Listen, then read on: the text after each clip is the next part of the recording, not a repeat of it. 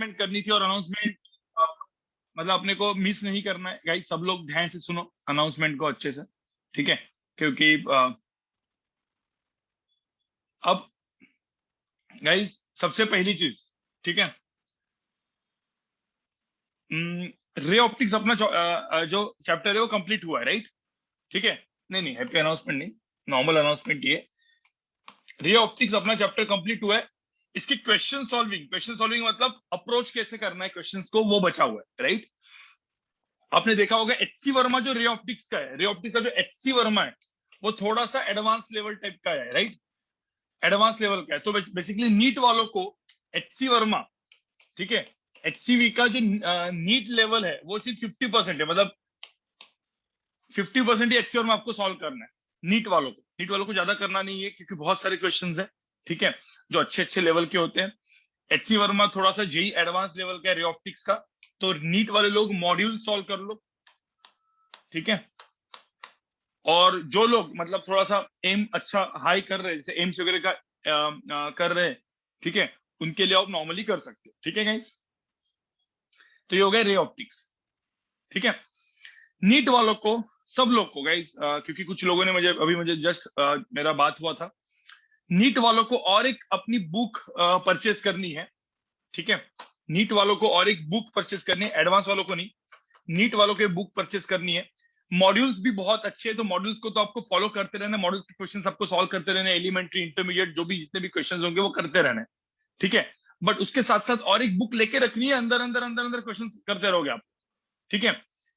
तो नीट वालों के लिए डीसी पांडे का नीट वाला पार्ट भी आता है, डीसी पांडे का नीट वाला पार्ट आता है, पार्ट 1 पार्ट 2, दो ही पार्ट होते हैं, पार्ट 1 एंड पार्ट 2, ठीक है? इसमें भी काफी क्वेश्चंस है। सो मॉड्यूल्स के साथ साथ नीट वाले लोग डीसी पांडे कर सकते हैं, part 1 and part 2।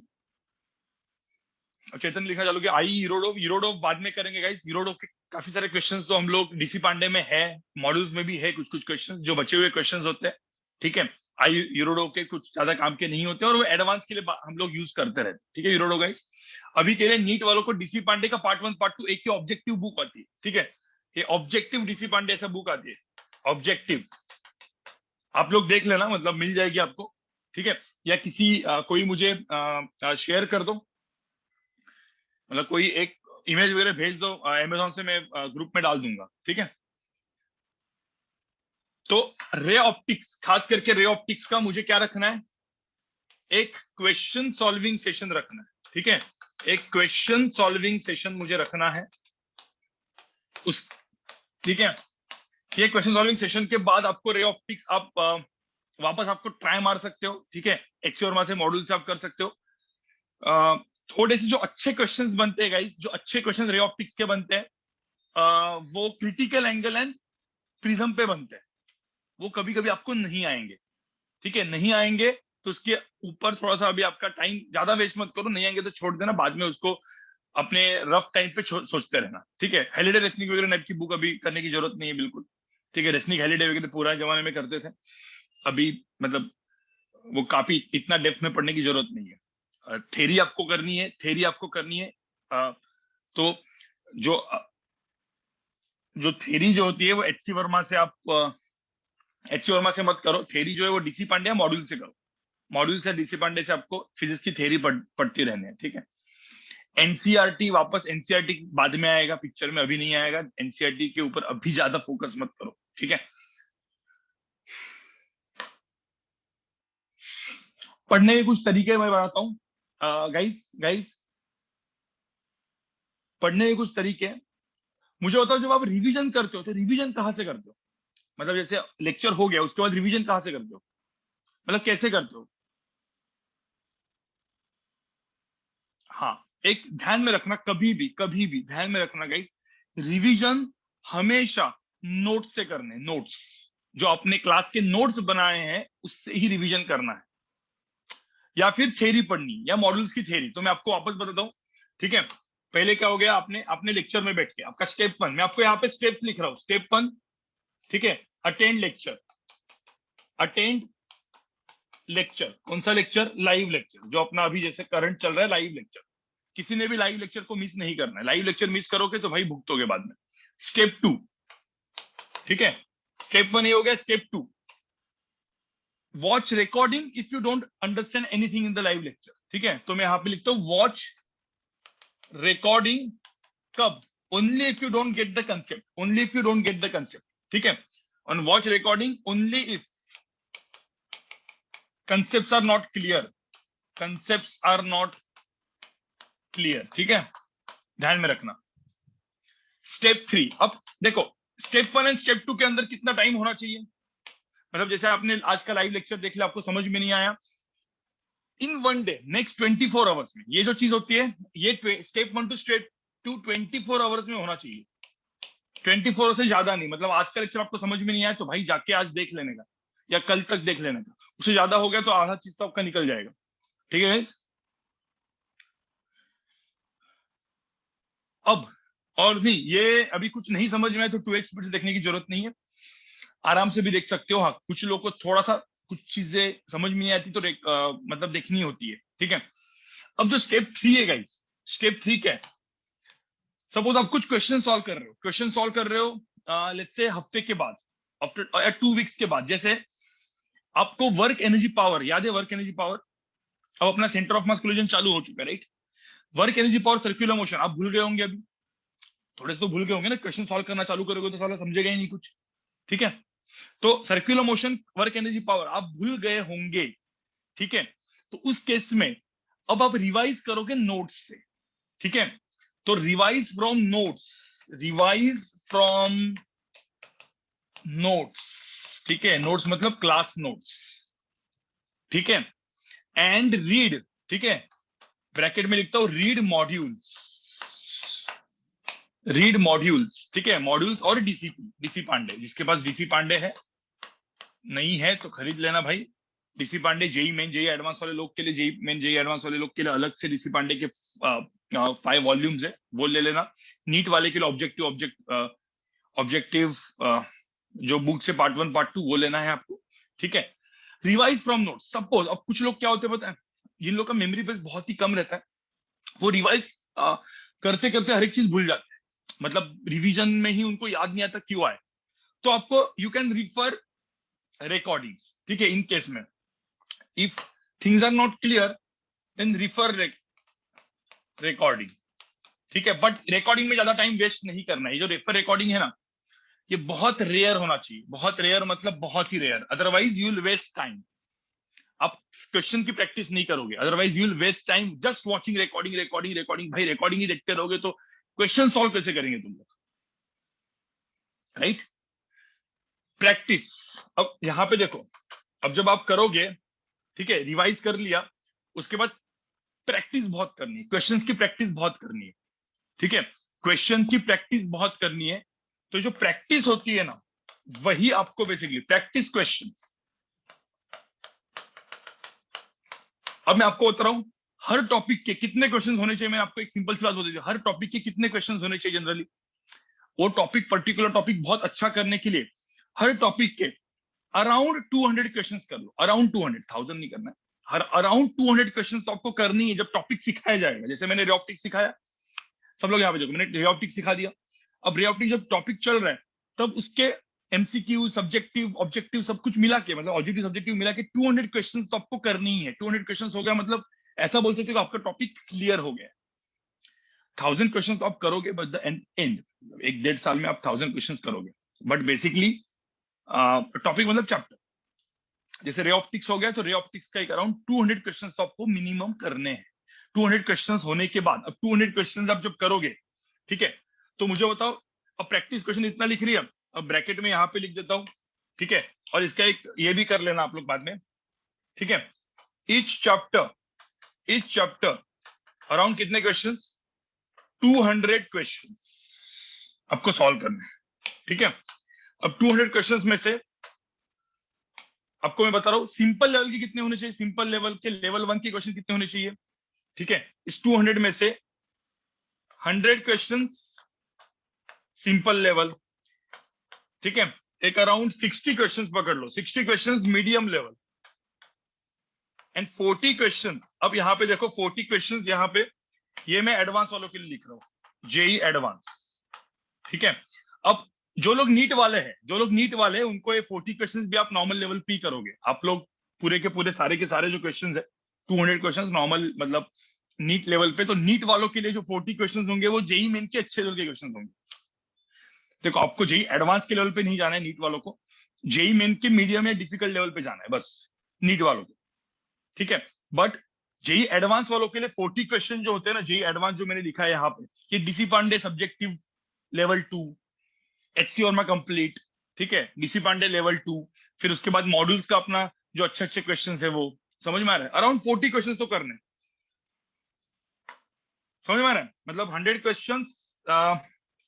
Questions simple, 60 questions JEE NEET level and 40 question JEE advance level. समझ में आ रहा है? और ये जो 200 क्वेश्चंस आपने किए, उस 200 क्वेश्चंस में से कुछ लोग बोले 200 क्वेश्चंस करने के लिए हर क्वेश्चन को 10 मिनट्स लगा, हर क्वेश्चन को 10 मिनट्स दिया मैंने, तो कितना टाइम लगने वाला बताओ? 200 क्वेश्चंस को 10 मिनट जाए तो 2000 मिनट लगेगा। अब 2000 मिनट लगेगा, 2000 मिनट को डिवाइड बाय 60 कर लो, कितना टाइम लगेगा? कितना टाइम लगने वाला है? Around 30 hours. अब मुझे बताओ, एक टॉपिक के ऊपर आपको 30 आवर्स मिलेगा सेल्फ स्टडी के लिए? मिल सकता है ना? 30 आवर्स तो मिल सकता है ना गाइस? सपोज अपना 2 या 3 वीक सपोज टॉपिक चलता है, सपोज 2 या 3 वीक्स अपना टॉपिक चलता है, तो 3 वीक्स में आपको 30 आवर्स तो मिल सकता है उस पर्टिकुलर टॉपिक के लिए। 30 आवर्स मतलब क्या है? बेसिकली आपने सपोज मतलब आप वीकली आप अराउंड 6 to 7 आवर्स का फिजिक्स भी करते हो, तो 3 वीक्स में अराउंड 21 to 25 आवर्स का आपका वो हो जाता है, राइट? तो उसमें क्या है कि 10 मिनट्स आपको हर क्वेश्चन में आप दे सकते हो। तो अब इसमें 10 मिनट्स में कैसा हो सकता है कि क्वेश्चन आपने पढ़ लिया, देखो मैं आपको जस्ट एक टाइम टेबल बता रहा हूँ कि कैसे हो सकता है।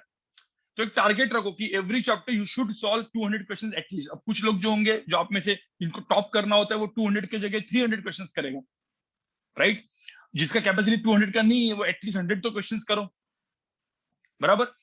और अब 200 में से कुछ लोग ऐसे कुछ क्वेश्चंस ऐसे होंगे कि जो आपको बहुत आधा आधा घंटा लेंगे। तो गाइस ऐसा नहीं करना, आपको सोल्यूशन देखना है, ठीक है? मतलब अब ये टॉपर पे सोल्यूशन अवेलेबल है, बहुत सारे अलग अलग एप्स अवेलेबल है, डाउट नेट पे है, यूट्यूब पे सॉल्यूशंस अवेलेबल है, इवन आप एक दूसरे के फ्रेंड्स के साथ डिस्कस कर सकते हो। डाउट सॉल्विंग अपना ग्रुप है, उसके अंदर पूछो, जो भी फैकल्टी आपको अवेलेबल होती है उनको पूछो, बराबर कि नहीं गाइस? कहीं पे भी मतलब आपको डाउट्स के लिए आप कहीं पे भी अभी सर्च मार सकते हो, ठीक है? आपका दोस्त, यूट्यूब या कोई भी चीज, बस आपको डाउट वो क्लियर होना चाहिए, ठीक है? हाँ, कोटा डाउट सेंटर करके किसी ने अद्वैत ने लिखा है, तो जो भी जहां पे भी दिखेगा यार भाई, देखो ऐसा नहीं कि मैं पढ़ा रहा हूं तो मैं ही डाउट सॉल्व करूंगा, वैसे कुछ नहीं। कहीं कहीं से भी, इंडिया से कहीं से भी आपको डाउट मिलते हैं ना, कर देने का, ठीक है गाइस? सिंपल सी बात, ठीक है?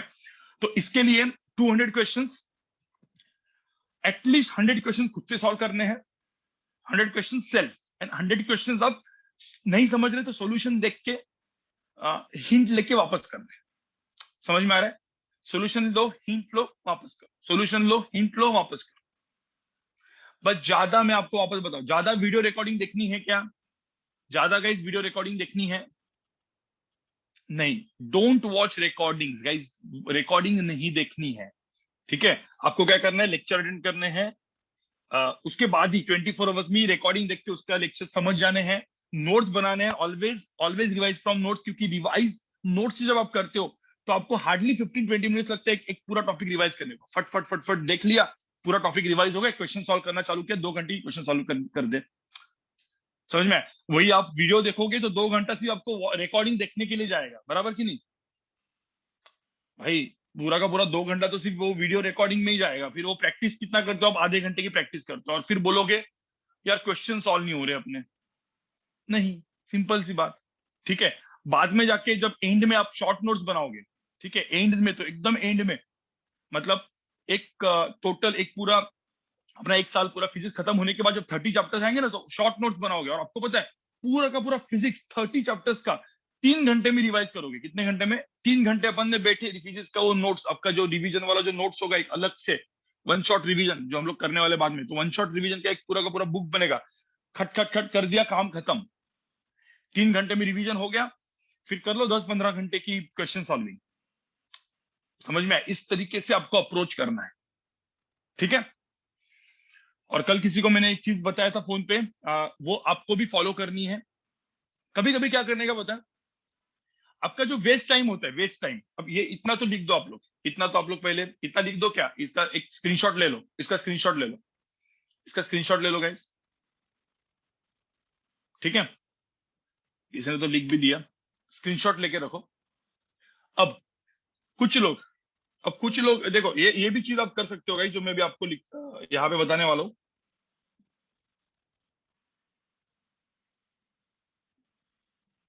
और जो रे ऑफ से क्वेश्चन आपके नहीं हो रहे, उसका टेंशन मत लो। रे ऑफ का मैं एक क्वेश्चन सॉल्विंग का लेक्चर रखने वाला हूँ, जिससे वो हो जाएंगे। कुछ लोग के हो रहे हैं मुझे पता है, कुछ लोग के नहीं हो रहे, ठीक है। और रे ऑफ के जो डिफिकल्ट क्वेश्चन आते हैं वो तो बहुत ही गंदे वाले आते हैं। एडवांस वाले क्वेश्चन तो वैसे नहीं होंगे। जेई मेन नीट लेवल तक तो सबके हो जाएंगे, ठीक है। अब यहाँ पे एक और चीज, ठीक है गाइस, आपका पता है आपका वेस्ट टाइम कौन सा होता है? जब आप वेस्ट करते हो टाइम को, ऐसे ही मतलब टाइम निकल रहा है आपका ऐसे ही, वो कौन सा वाला टाइम होता है जहां पे आप लोग बहुत सारा चीज वेस्ट करते हो?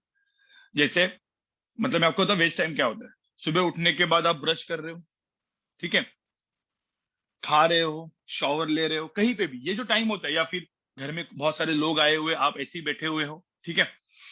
जो आपका वेस्ट टाइम होता है ना, मतलब वेस्ट टाइम आप देखोगे अराउंड, मैं इधर लिखता हूँ वेस्ट टाइम अराउंड, आपका दिन में एक अराउंड एटलीस्ट ऐसे आपकी तो वेस्ट टाइम आप देखोगे 1.5 आवर्स का तो वेस्ट टाइम निकलता है। 1.5 घंटे का तो वेस्ट टाइम निकलता है कि नहीं? कुछ लोग बोलेंगे सर मैं हमारा तो टीवी भी देख के 7-8 घंटे का वेस्ट टाइम निकलता है। फिर गए आप गलत कर रहे हो, फिर जेई नीट आपकी क्रैक नहीं होगी, सिंपल सी बात है, ठीक है। फिर आप वो होप छोड़ दो, चुपचाप पढ़ने को लग जाओ। 1.5 आवर्स का जो वेस्ट टाइम होता है उसको कैसे utilise, how to utilise your waste time, ठीक है। वेस्ट टाइम को यूटिलाइज करने का एकदम सिंपल तरीका मैं आपको बताऊं। कोई भी कंसेप्ट पकड़ने का, ठीक है, कोई भी कंसेप्ट। गाइस सर्कुलर मोशन याद है आपको? एक एग्जांपल दे रहा हूं मैं आपको, एग्जांपल दे रहा हूं। सर्कुलर मोशन याद है? हाँ। सर्कुलर मोशन में जब वो अपना जो पार्टिकल जो सर्कल करता है, तो उसका जो एक्सेलरेशन है वो टूवर्ड सेंटर आता है। कितना आता है वो? V square by r. Acceleration toward centre कितना आता है? V square by r, because of changing direction. तो उसका जो डेरिवेशन है ना, उसका जो डेरिवेशन मैंने करवाया था पता है, वो वेक्टर वाला डेरिवेशन। हाँ, वो पूरा का पूरा याद कर लिया, वो पूरा का पूरा याद कर लिया, और बिना पेन एंड पेपर आप पूरा सा आंखें बंद कर ली। तुम सोचते जा रहे हो हाँ मैंने कैसे पढ़ाया था, V1 वेक्टर था, फिर ऐसे घुमा V2 वेक्टर था, दोनों का मैग्नीट्यूड सेम था, फिर V2 माइनस V1 था, ठीक है। फिर वो एंगल विंगल करके ये करके अप्रोक्सीमेशन करके आ गया आपका, ठीक है। कभी कभी क्या कर लिया, कोई बोला चलो न्यूटन लॉज ऑफ मोशन, तो न्यूटन लॉज ऑफ मोशन एकदम स्टार्टिंग से क्या क्या मैंने पढ़ाया था। मैंने पहले न्यूटन लॉज ऑफ मोशन अंदर तुम लोग देखो, 20 मिनट बैठे हुए कुछ सोच रहे हो तुम लोग, ठीक है। 20 मिनट बैठे, दिमाग में आया पहले कहाँ से स्टार्ट किया था मैंने, हाँ टाइप्स ऑफ फोर्सेस से स्टार्ट किया था, ठीक है। फिर मैंने एफबीडी बनाई थी, राइट, एफबीडी बनाई थी याद है। फिर एफबीडी में मैंने इक्विलिब्रियम बताया था, मतलब घूम नहीं रही है तो नॉर्मल फोर्स पुश करता है, टेंशन पुल करता है। फिर अलग अलग एफबीडी बनाई थी मैंने। फिर उसके बाद अपन पुलिस पे गए थे, पुली पे याद है, पुली। फिर पुली के बाद हम लोग गए थे वो पूरा का पूरा स्ट्रिंग कंस्ट्रेंट, याद है स्ट्रिंग कंस्ट्रेंट। फिर स्ट्रिंग कंस्ट्रेंट के मल्टीपल पुलिस वाले क्वेश्चंस। फिर स्ट्रिंग कंस्ट्रेंट के बाद कहाँ पे गए थे हम, स्ट्रिंग कंस्ट्रेंट होने के बाद हम लोग कहाँ पे गए थे, सूडो फोर्स याद है, सूडो फोर्स पे गए थे अपन। एडवांस के लिए वेज कंस्ट्रेंट भी किया था, एडवांस के लिए वेज कंस्ट्रेंट भी किया था। तो ये पूरा का पूरा चीज जो है ना, 15-20 मिनट में बिना बिना अपने नोट्स को या बिना कहीं हाथ लगाए आपको दिमाग में पूरा का पूरा आपको याद आया, लेक्चर बाय लेक्चर, कि क्या क्या क्या क्या किया था, जस्ट एक 10 से 15 मिनट में। और कभी कभी उसमें 2-4 क्वेश्चन भी सॉल्व कर देने के, 2-4 क्वेश्चन भी सॉल्व कर देने के, मतलब क्या, कोई एक 3 ब्लॉक का क्वेश्चन, 2 ब्लॉक का क्वेश्चन, ब्लॉक ले लिया, एफबीडी बना दिया दिमाग में। लोअर लेवल पे, हायर लेवल पे आप कोई भी हायर लेवल का क्वेश्चन डायरेक्ट, मल्टीपल पुलिस का क्वेश्चन डायरेक्ट दिमाग में इक्वेशन वगैरह लिखो और सॉल्व करो, जिससे मेमोरी रिकलेक्शन, आपका जो मेमोरी रिकलेक्शन होता है ना, मतलब ऑटोमेटिकली आप कहीं भी बैठे हो, अचानक से अपना कोलिजन चल रहा है, centre of mass and centre of mass अपन पढ़ा रहे, न्यूटन लॉज ऑफ मोशन पूरा याद कर दिया, काइनेमेटिक्स पूरा याद कर लिया, ठीक है। कभी कभी आगे जाएंगे तो अचानक से अपन ने हीट एंड थर्मोडायनेमिक्स लिया, हीट एंड थर्मोडायनेमिक्स लिया, वो याद कर लिया। तो मेमोरी रिकलेक्शन हुआ और इमेजिनेशन स्ट्रांग हुआ, बराबर कि नहीं, दो चीजें होगी कि नहीं। मेमोरी रिकलेक्शन हुआ, इमेजिनेशन स्ट्रांग हुआ। कहाँ पे काम में आएगा बताओ मुझे? ये सब चीज काम में आएगी जब आप क्वेश्चन सॉल्व कर रहे हो, जब एग्जैक्टली मतलब जो पेपर में जब मतलब क्वेश्चन आएंगे बाद में 1 साल के बाद, तो पहला क्वेश्चन आपका आएगा हीट एंड थर्मो का, दूसरा क्वेश्चन आएगा इलेक्ट्रिसिटी का, तीसरा क्वेश्चन आएगा न्यूटन लॉज ऑफ मोशन का, चौथा क्वेश्चन आएगा रोटेशनल मोशन का। भाई तब फटाफट फटाफट आपके दिमाग में हर एक चीज चमकनी चाहिए, उसको मेमोरी रिकलेक्शन बोलते हैं। इमेजिन आपका स्ट्रांग होना चाहिए, राइट गाइस? तो ये चीज कर लो गाइस, बराबर। हाँ बिल्कुल, मैंने जेवाईसी के ऊपर मैंने मेरे चैनल के ऊपर एक वीडियो डाला हुआ है। किसी ने बोला एक वीडियो डाला हुआ है गाइस, वो लिंक भेजोगे तो वो वीडियो एक बार देख लेना आप लोग, वो वीडियो देख लेना। उसका उसका उस वीडियो का नाम भी है सर सब कुछ समझता है बट क्वेश्चन सॉल्व नहीं होता है। पता है आपको सब कुछ समझता है लेक्चर्स में बट क्वेश्चन सॉल्व नहीं होते, राइट? ये सबका प्रॉब्लम होता है, ये फिजिक्स में खास करके होता ही है। जिनके क्वेश्चन सॉल्व होते हैं वो आईआईटी में और एम्स में या अच्छे कॉलेज में पहुंच जाता है। जिनके क्वेश्चन सॉल्व होंगे वो पहुंच जाएगा, जिसके क्वेश्चन सॉल्व नहीं होंगे, ठीक है, उसको मेहनत करके क्वेश्चन सॉल्व करवाने पड़ेंगे आगे के 5 से 6 महीने में, ठीक है। तो अराउंड जुलाई अगस्त तक तो आपके क्वेश्चन सॉल्व होना चालू होने चाहिए, ठीक है गाइस? तो ही तो आपका रैंक आएगा ना। मैं ऐसा नहीं बोल रहा हूँ कि अभी के अभी आनी चाहिए, 4-5 महीना ये सब चीजें जो मैंने आपको बताई ना, आपका वेस्ट टाइम यूटिलाइज करो, ठीक है। सेल्फ स्टडी टाइम आपका मतलब क्वेश्चन सॉल्विंग प्रैक्टिस, जो क्वेश्चन सॉल्विंग इसको हम लोग बोलेंगे क्वेश्चन सॉल्विंग एटलीस्ट दिन की कितनी होनी चाहिए?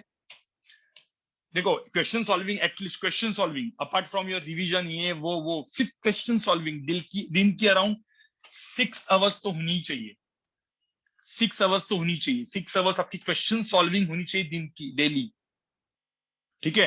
कभी 6 आवर्स नहीं हुई तो बाकी दूसरे दिन में आपको एडजस्ट करनी पड़ेगी, ठीक है। तो ये 6 आवर्स होगी तो फिर आपका कुछ होगा, बराबर कि नहीं? 2 सब्जेक्ट्स एवरी डे, 2 सब्जेक्ट, तो 3 hours 3 hours, not all subject, 3 hours 3 hours, right? 3 hours एक, 3 आवर्स दूसरा।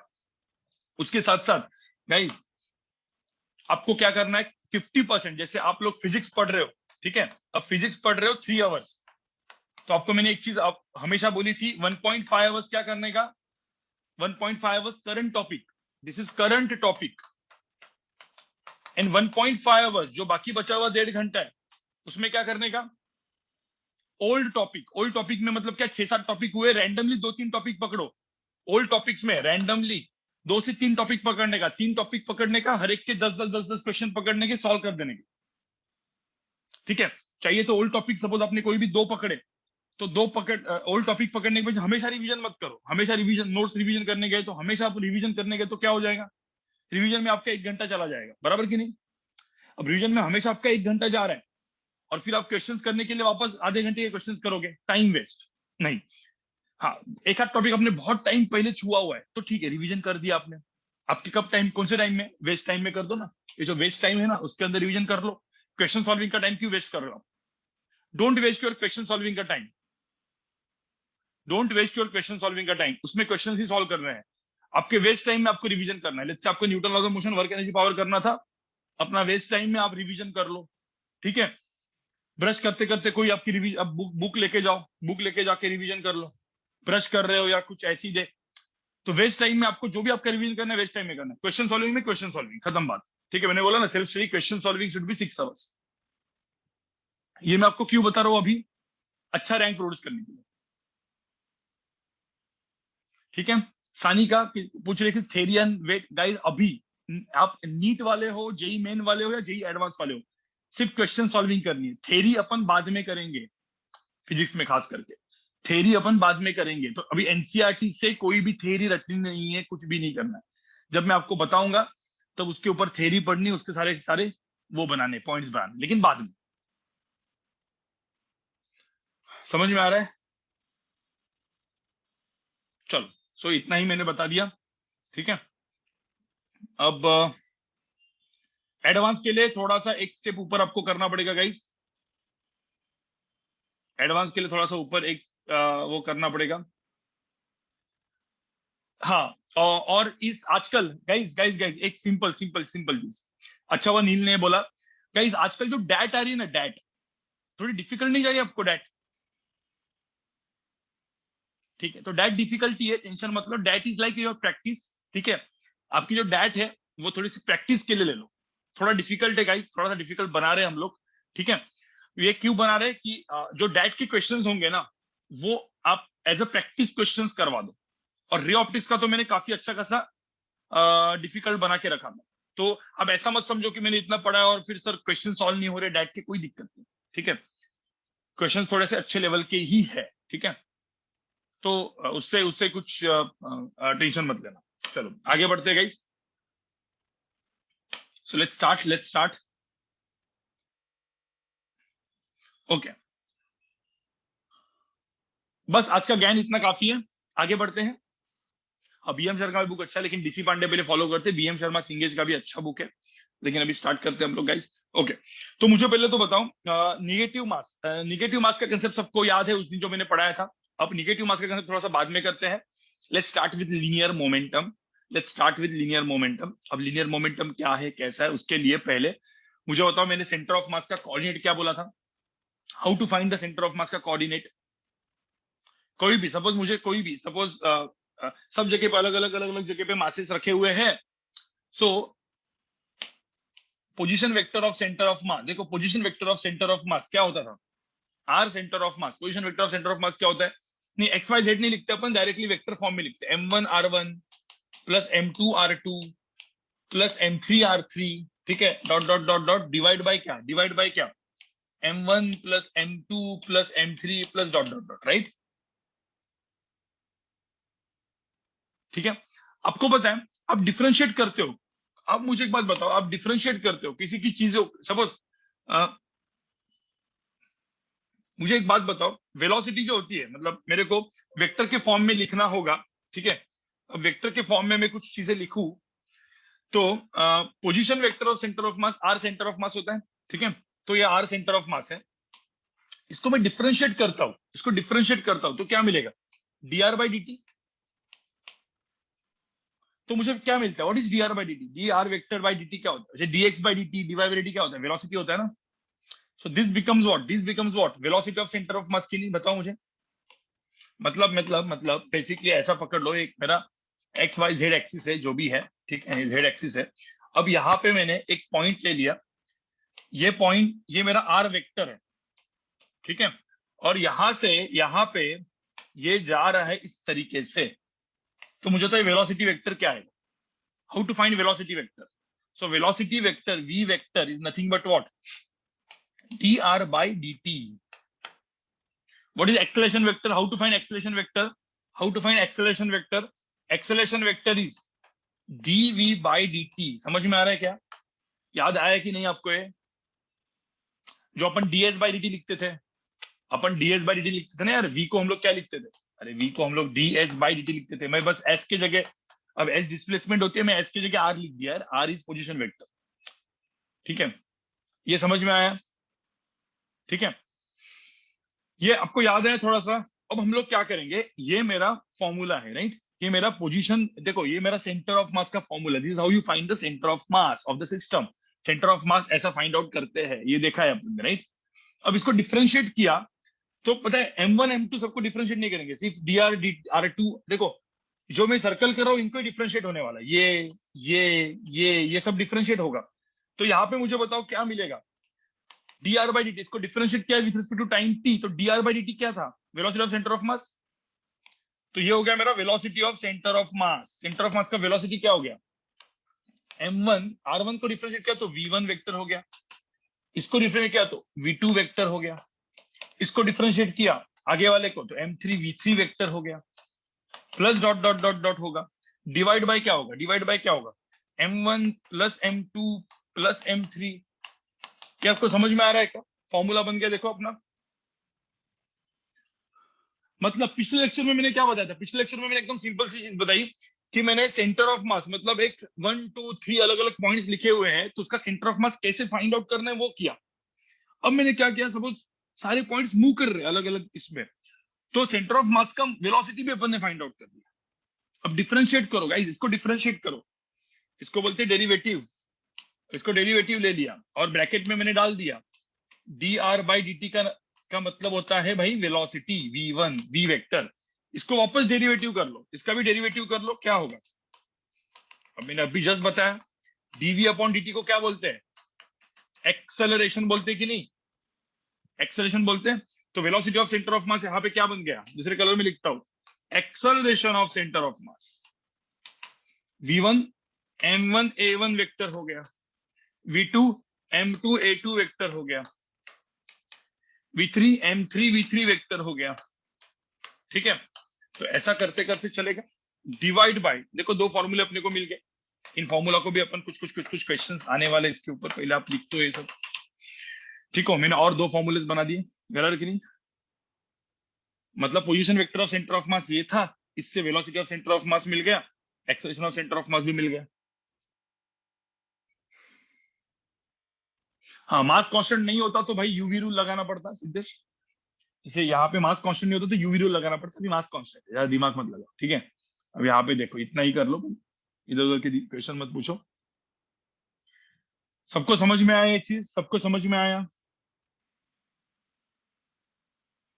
कुछ नहीं, this is how you calculate. मतलब अब किसी ने बोला कि क्या है, तो मतलब मैं एक्स वाई जेड कोऑर्डिनेट बना दूं, ये मेरा एक्स एक्सिस है, मेरा वाई एक्सिस है, और बाहर आने के लिए सपोज जेड एक्सिस है, देखो जेड एक्सिस डॉट से बना दिया मैंने। ठीक है, तो m1 m2 m3, देखो यहाँ पे एक मास m1 है, यहाँ पे मास m2 है, यहाँ पे मास m3 है। अब m1 m2 m3 m4 से दिया रहेगा तो अपन position vector of centre of mass ढूंढते थे। बट अभी suppose if m1 is moving with v1, m2 is moving with v2, m3 is moving with suppose v3, तो जो सेंटर ऑफ मास है वो कैसे मूव करेगा? तो सेंटर ऑफ मास भी तो मूव करेगा। तो इसका जो सेंटर ऑफ मास है COM है, वो भी तो वेलोसिटी ऑफ सेंटर ऑफ मास से मूव करेगा। यही तो, इसकी वेलोसिटी क्या होगी वो मैंने कैलकुलेट की, बराबर की नहीं? तो सबका जो सेंटर ऑफ मास है वो भी तो मूव करेगा ना कुछ वेलोसिटी से। नहीं, लीनियर मोमेंटम मतलब बड़ा टॉपिक है, अभी उसमें हर एक चीज आने वाली, टेंशन मतलब, ये तो स्टार्ट है, पहले ये लिख दो।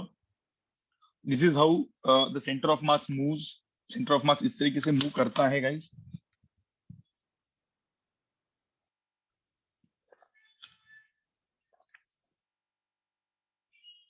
हाँ, निगेटिव मास भी बाकी है, इसको मैं 3 लेक्चर्स में खींचने वाला हूँ। Negative mass and linear momentum conservation, इन दोनों को 3 लेक्चर में खींचने वाला हूँ मैं। ठीक है, तो निगेटिव मास भी बताऊंगा, एक दो तीन आज नया कुछ पढ़ के फिर इसके ऊपर जाएंगे।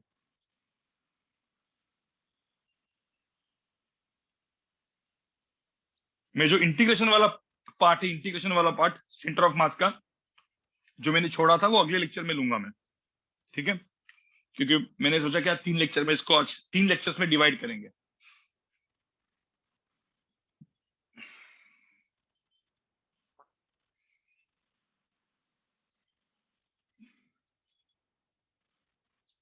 सेंटर ऑफ मास चैप्टर नहीं है गाइस, सेंटर ऑफ मास जो चैप्टर का नाम है वो centre of mass, linear momentum and collision, तीन तीन यहाँ पे चीजें होती है। मतलब आप एच शर्मा में टॉपिक देखोगे, इस कॉम्बिनेशन ऑफ 3 टॉपिक्स, राइट, 3 चीजें, 3 कॉन्सेप्ट्स।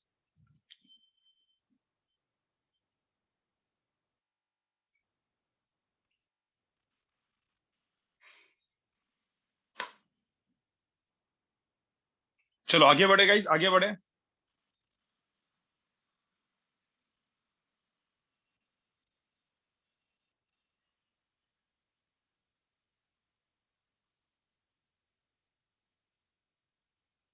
आगे बढ़े।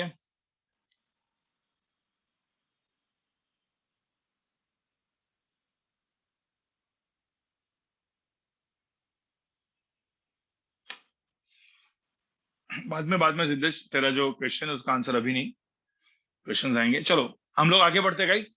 अब सब लोग यहाँ पे देख लो। अब velocity of centre of mass, how to calculate velocity of centre of mass. ठीक है, तो velocity of centre of mass कैसे कैलकुलेट करते हैं? पहली चीज एकदम सिंपल, मैं एक छोटा छोटा एग्जांपल देता हूँ। Velocity of centre of mass का फॉर्मूला क्या पढ़ा आपने? मैं यहाँ पे लिखते रखता हूँ। ठीक है, velocity of centre of mass का फॉर्मूला यहाँ पे लिखता हूँ। Velocity of centre of mass nothing but what, m1 v1 vector plus m2 v2 vector plus m3 v3 vector, ठीक है, divide by m1 plus m2 plus m3 plus dot dot dot dot, जितने भी होंगे। ठीक है, तो example 1 में कर रहा हूँ, दो एग्जांपल 1 में यहाँ पे दिखा रहा हूँ आपको। सब लोग यहाँ पे देखना, एक सिंपल सा एग्जांपल है। ठीक है, ये एक बॉडी है, ये एक बॉडी है, देखो ठीक है, यहाँ पे देखो ये दो बॉडीज रखी है, ये मैंने लिखा है 2 kg का, ये मैंने रखा है 4 kg का। मैंने बोला कि ये जो है ये जा रहा है यहाँ पे 2 मीटर पर सेकंड से, और ये जा रहा है यहाँ पे 2 मीटर पर सेकंड से। तो मुझे बताओ ये दो बॉडीज है, राइट? तो दो, अब मुझे बताओ 2 kg मतलब इधर एक 2 kg को भी पॉइंट मास मान सकते हैं ना, यहाँ पे इधर रखा हुआ है, 4 kg को भी पॉइंट मास सकते हैं, एक इधर जा रहा है किधर जा रहा है। तो बोला है कि find the velocity of centre of मास। यहाँ पे पूछा है find VCOM, velocity of centre of mass का वेक्टर मतलब कितना है, find the velocity of centre of mass का मैग्नीट्यूड। अब यहाँ पे देखो दो ही बॉडीज है, बताओ जरा वेलोसिटी ऑफ सेंटर ऑफ मास कितना होगा? कोई बोल सकता है? श्रेय, ray optics is not over, मैंने बोला ना क्वेश्चन सॉल्विंग बचा है ना, अब से वही तो बता रहा था मैं।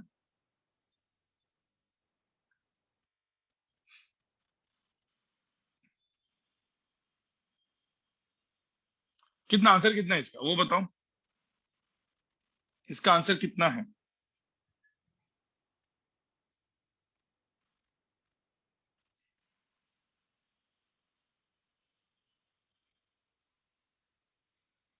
ये 2 मीटर पर सेकंड, ये 2 मीटर पर सेकंड, ये 4 kg, ये 2 kg, बताओ कितना होगा?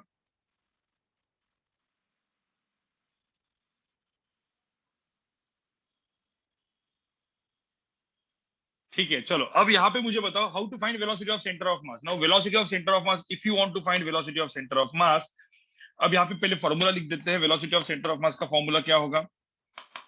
m1v1 vector plus m2v2 vector divide by m1 plus m2। किसको m1 लेना है तुमको? ठीक है, मैं एक काम करता हूँ, इसको मैंने m1 ले लिया, इसको मैंने m2 ले लिया। तो मुझे पहले तो बताओ v1 वेक्टर कितना है। कोई बोलेगा सर देखो ये तो वन डायमेंशन में आप प्लस माइनस साइन भी यूज कर सकते हो, लेकिन हम लोग अभी, कोई बोलेगा सर प्लस माइनस नहीं, अभी तो मैं आई cap minus i cap use करता हूँ, आई कैप माइनस आई कैप। तो मुझे होता है इसका वैल्यू कितना है, m1 की वैल्यू कितनी है? यहाँ पे आप देखोगे तो ये 2 kg है, ठीक है, 2 kg, m1 की वैल्यू 2 है। v1 कितना है? -2 i कैप, ये समझ में आया क्या सबको? v1 vector is -2 i cap. v2 vector कितना है? +2 i कैप। भूल गए क्या? 2 i कैप है ना, ठीक है। तो m2 कितना है? m2 कितना है? 4 इंटू क्या? 2 i कैप। ये सबको समझ में आया मैं क्या लिख रहा हूं? ये सबको समझ में आया मैं क्या लिख रहा हूं? ठीक है, divide by m1 plus m2 कितना है? 2 + 4, 2 + 4। तो आंसर कितना बचा यहाँ पे? -4 + 8, 8 i कैप, तो 8 i cap minus 4 i cap divide by 6। तो आंसर कितना हुआ? 2/3 i कैप। तो velocity of centre of mass vector के फॉर्म में 2/3 आया, ठीक है। मुझे बताओ ये आई कैप नहीं लिखना होता तो अपन डायरेक्टली इस क्वेश्चन को कैसे सॉल्व करते? डायरेक्टली क्वेश्चन को सॉल्व करना होता तो प्लस माइनस साइन डाल दो ना, वन डायमेंशन है, ये वन डायमेंशन है ना, वन डायमेंशन में you can use plus and minus sign. इसको +2 बोल दिया, इस वेलोसिटी को -2 बोल दिया, काम खत्म ना। +2 एंड -2 बोल दिया और काम खत्म कर दिया आपने। मतलब आई कैप लिखने की जरूरत नहीं थी, क्योंकि ये वन डायमेंशन है, वन डायमेंशन में तो कर ही सकते हैं, ये तो वन डायमेंशन है ना, कोई दिक्कत नहीं। आई कैप के बिना भी आपने किया तो भी दिक्कत नहीं, लेकिन प्लस माइनस साइन मत भूलो, बस प्लस माइनस साइन भूल गए तो कुछ नहीं होगा। मतलब मैं चलो एक काम करता हूँ, इसी क्वेश्चन में अल्टरनेटिव मेथड। कोई बोलेगा सर मुझे प्लस माइनस मेथड नहीं यूज करना है, तो वेलोसिटी ऑफ सेंटर ऑफ मास था m1v1 vector plus m2v2 vector divide by m1 plus m2 था, राइट। बट m1 जो है ये 2 है, तो 2 इंटू -2, तो 2 इंटू -2 यूज करो, प्लस m2 है ये 4 है, 4 इंटू 2 यूज करो, तो 4 इंटू +2 डिवाइड बाय 2 + 4। बस डायरेक्टली यूज करो ना, मतलब आई कैप लिखने की जरूरत नहीं थी। You can write plus and minus sign instead of i cap and minus i cap, because it is one dimension motion, ठीक है। आंसर वही आएगा 2/3। तो 2/3 आया माइनस, सॉरी प्लस आया इसमें, +2/3 आंसर आ गया, काम खत्म। 2/3 मीटर पर सेकंड मेरा आंसर है, ठीक है। एग्जाम्पल 1 हो गया। अब मुझे बताओ, ये तो इसमें था, अब आई कैप, जे कैप, के कैप, ऐसा बहुत सारा हो सकता है कि नहीं? ठीक है, मैं एग्जाम्पल 2 आपको दे रहा हूँ, ठीक है, एग्जाम्पल 2 दे रहा हूँ, ये लिखो आप लोग, ये हो गया आपका लिख के। ये सबका हो गया लिख के गाइस, ये सबका लिख के हो गया, क्योंकि एक दो चीजें नहीं पढ़ा के मुझे वापस निगेटिव मार्क्स भी आज करना है ना, निगेटिव मार्क्स का भी कुछ क्वेश्चंस करने हैं मुझे, निगेटिव मार्क्स के भी क्वेश्चंस करूंगा मैं गाइस।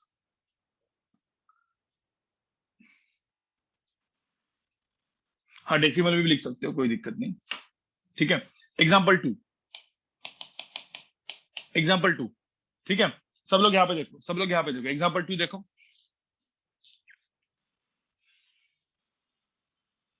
ऐसे 3 पार्टिकल्स रखे हैं यहाँ पे, देखो 3 पार्टिकल्स रखे हैं यहाँ पे, एक पार्टिकल यहाँ पे, एक पार्टिकल यहाँ पे, एक पार्टिकल यहाँ पे है। ये 1 kg का है, ये 2 kg का है, ये 3 kg का पार्टिकल है। ये जो पार्टिकल है, मतलब ये सेपरेशन दिया है यहाँ पे, मतलब सेपरेशन दिया है यहाँ पे 2 मीटर, इधर भी 2 मीटर, इधर भी 2 मीटर, और बोला है कि ये जो पार्टिकल है, ये पार्टिकल मूव करना चालू किया, ठीक है, 4 मीटर पर सेकंड से। ये पार्टिकल मूव करना चालू किया कुछ अराउंड 6 मीटर पर सेकंड से, ठीक है, और ये पार्टिकल मूव करना चालू किया ऊपर 2 मीटर पर सेकंड। तो किसी ने बोला है find velocity of centre of mass, find velocity of centre of mass, find velocity of centre of mass, VCOM निकालना है यहाँ पे। बताओ कितना होगा। Velocity of centre of mass का मैग्नीट्यूड पूछा है,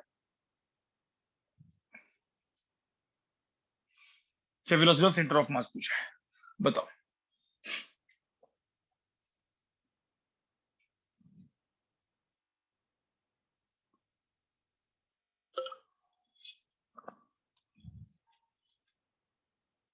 फॉर्मूला एक ही है भाई, एक ही फॉर्मूला है, यूज करो उसको, काम खत्म।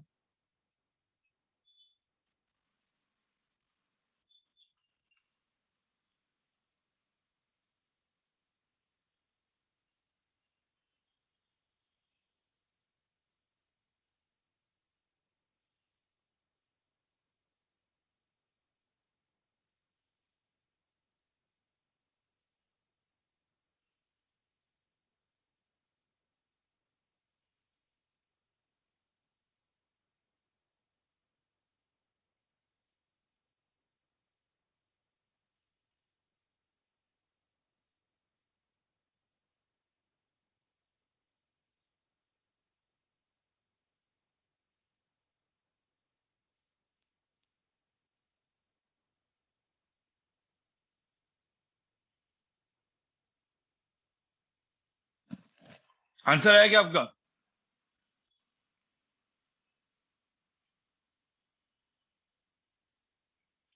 गलतियां तुम ना बहुत मस्त करते हो, कुछ कुछ लोग ना बहुत पेल की गलतियां करते हैं।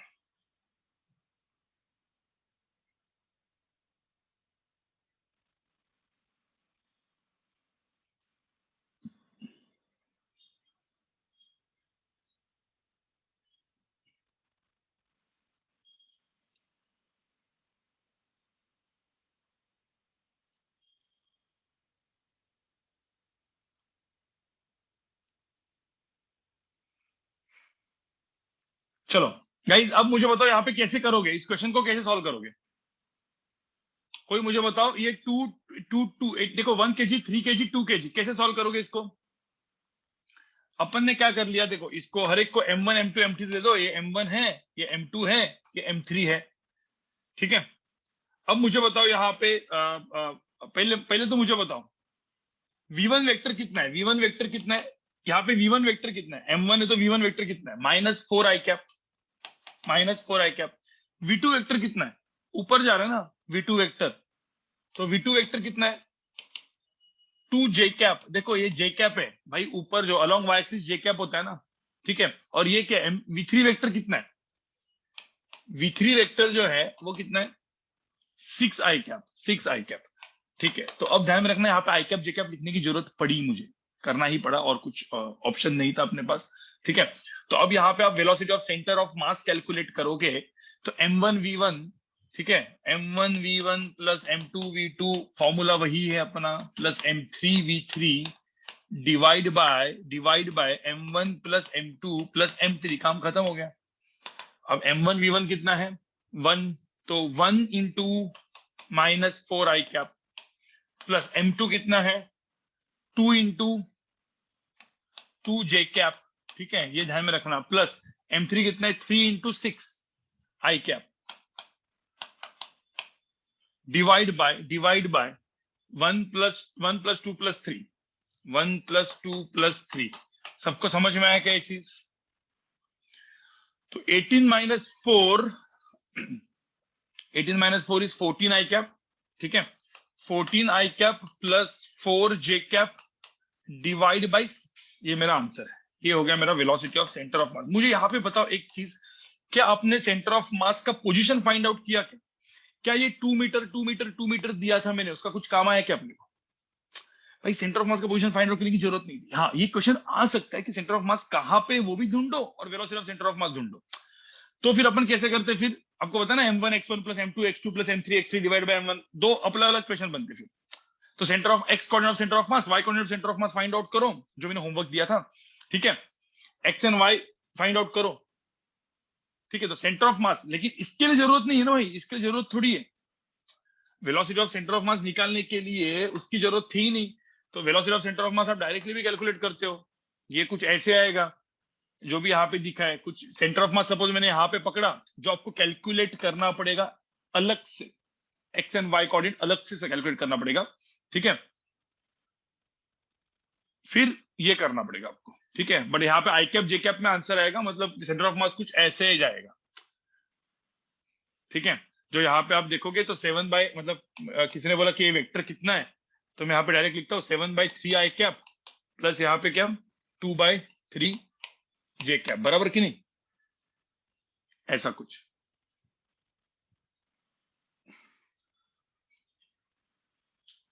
हाँ, किसी ने बोला मैग्नीट्यूड कितना है, तो अंडर रूट ऑफ इसका स्क्वायर। मैग्नीट्यूड निकालना है तो मैग्नीट्यूड भी निकाल ही सकते हैं ना, अंडर रूट ऑफ 7, मतलब 7 square plus 2 square, 49 plus 4, 53 by under root of 53/3, right. तो आप अभी निकाल ही सकते हो ना। सबको समझ में आया क्या? सबको समझ में आया क्या? किसी ने बोला इसका मैग्नीट्यूड कितना है, जैसे मैंने बोला कि भाई इसका मैग्नीट्यूड बताओ, तो मैग्नीट्यूड क्या आएगा, अंडर रूट ऑफ 53/9, ठीक है, इसका स्क्वायर प्लस इसका स्क्वायर का अंडर रूट। चलो, सबको समझ में आया? नहीं समझ में आया मतलब बहुत सारी चीजें आपकी मिसिंग है आपके जीवन में। स्केलर वेक्टर जो मैंने पढ़ाया था उसमें ही आपका डाउट हो गया है, ठीक है। चलो आगे बढ़ते गाइस, आगे बढ़ते हैं। क्वेश्चन नंबर एग्जांपल 1 एग्जांपल 2 हो चुका है। अब हम लोग थोड़ा सा acceleration of centre of mass के क्वेश्चंस करते हैं, ठीक है। Acceleration of centre of mass के क्वेश्चन करते हैं। How to, what is acceleration centre of mass का फॉर्मूला? पहले मुझे तो फॉर्मूला बताओ, acceleration of centre of mass का फॉर्मूला बताओ। m1a1 plus m2a2। अब एक्सेलरेशन सपोज दिया है, देखो सबका एक्सेलरेशन दिया है, तो भी अपन कैलकुलेट तो कर ही सकते हैं। m3a3 plus dot dot dot dot divide by क्या, m1 plus m2 plus m3 plus dot dot dot, right.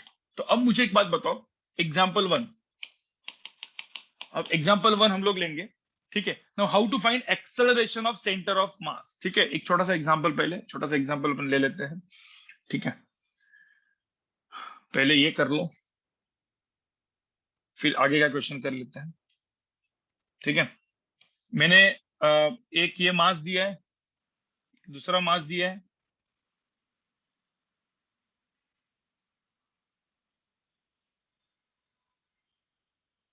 नहीं एक काम करते, सब लोग सुनो,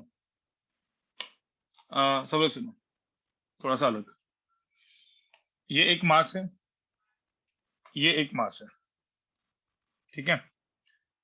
ये 2 kg का मास है, इसके ऊपर मैंने फोर्स लगाया, सब लोग यहाँ पे देखो, इसके ऊपर मैंने फोर्स लगाया, इसके ऊपर मैंने फोर्स लगाया अराउंड 24 न्यूटन का, ठीक है।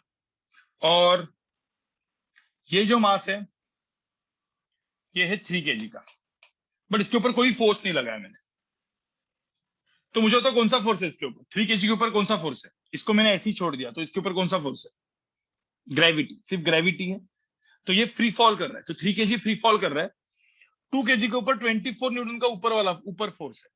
अब मुझे बताओ इन दोनों का सेंटर ऑफ मास का एक्सेलरेशन बताओ, find acceleration of centre of mass, find acceleration of centre of mass. क्या करना पड़ेगा centre of mass find out करने के लिए, पहले क्या करना पड़ेगा, इसमें दोनों के एक्सेलरेशन फाइंड आउट करने के लिए इसका अलग से फाइंड आउट करना पड़ेगा, m1 m2। तो निकालो पहले, चलो आप पहले करो, 2 मिनट दे रहा हूं मैं आपको, देखते किसका सॉल्व, किसका मैकेनिक्स सही है वो मेरे को देखना है जरा, मतलब कौन लोग मैकेनिक्स भूले नहीं है, कौन लोग मैकेनिक्स भूले नहीं है वो देखना है। इसका और इसका दोनों का एक्सेलरेशन फाइंड आउट करो जरा। देखो मैकेनिक्स के, देखो अभी अब रे ऑप्टिक्स हो गया, हीट एंड थर्मो हो गया, मैकेनिक्स के मूड में आना है आपको। स्टार्ट डूइंग मैकेनिक्स के question, start doing kinematics, Newton laws of motion, work energy power, circular motion के क्वेश्चन।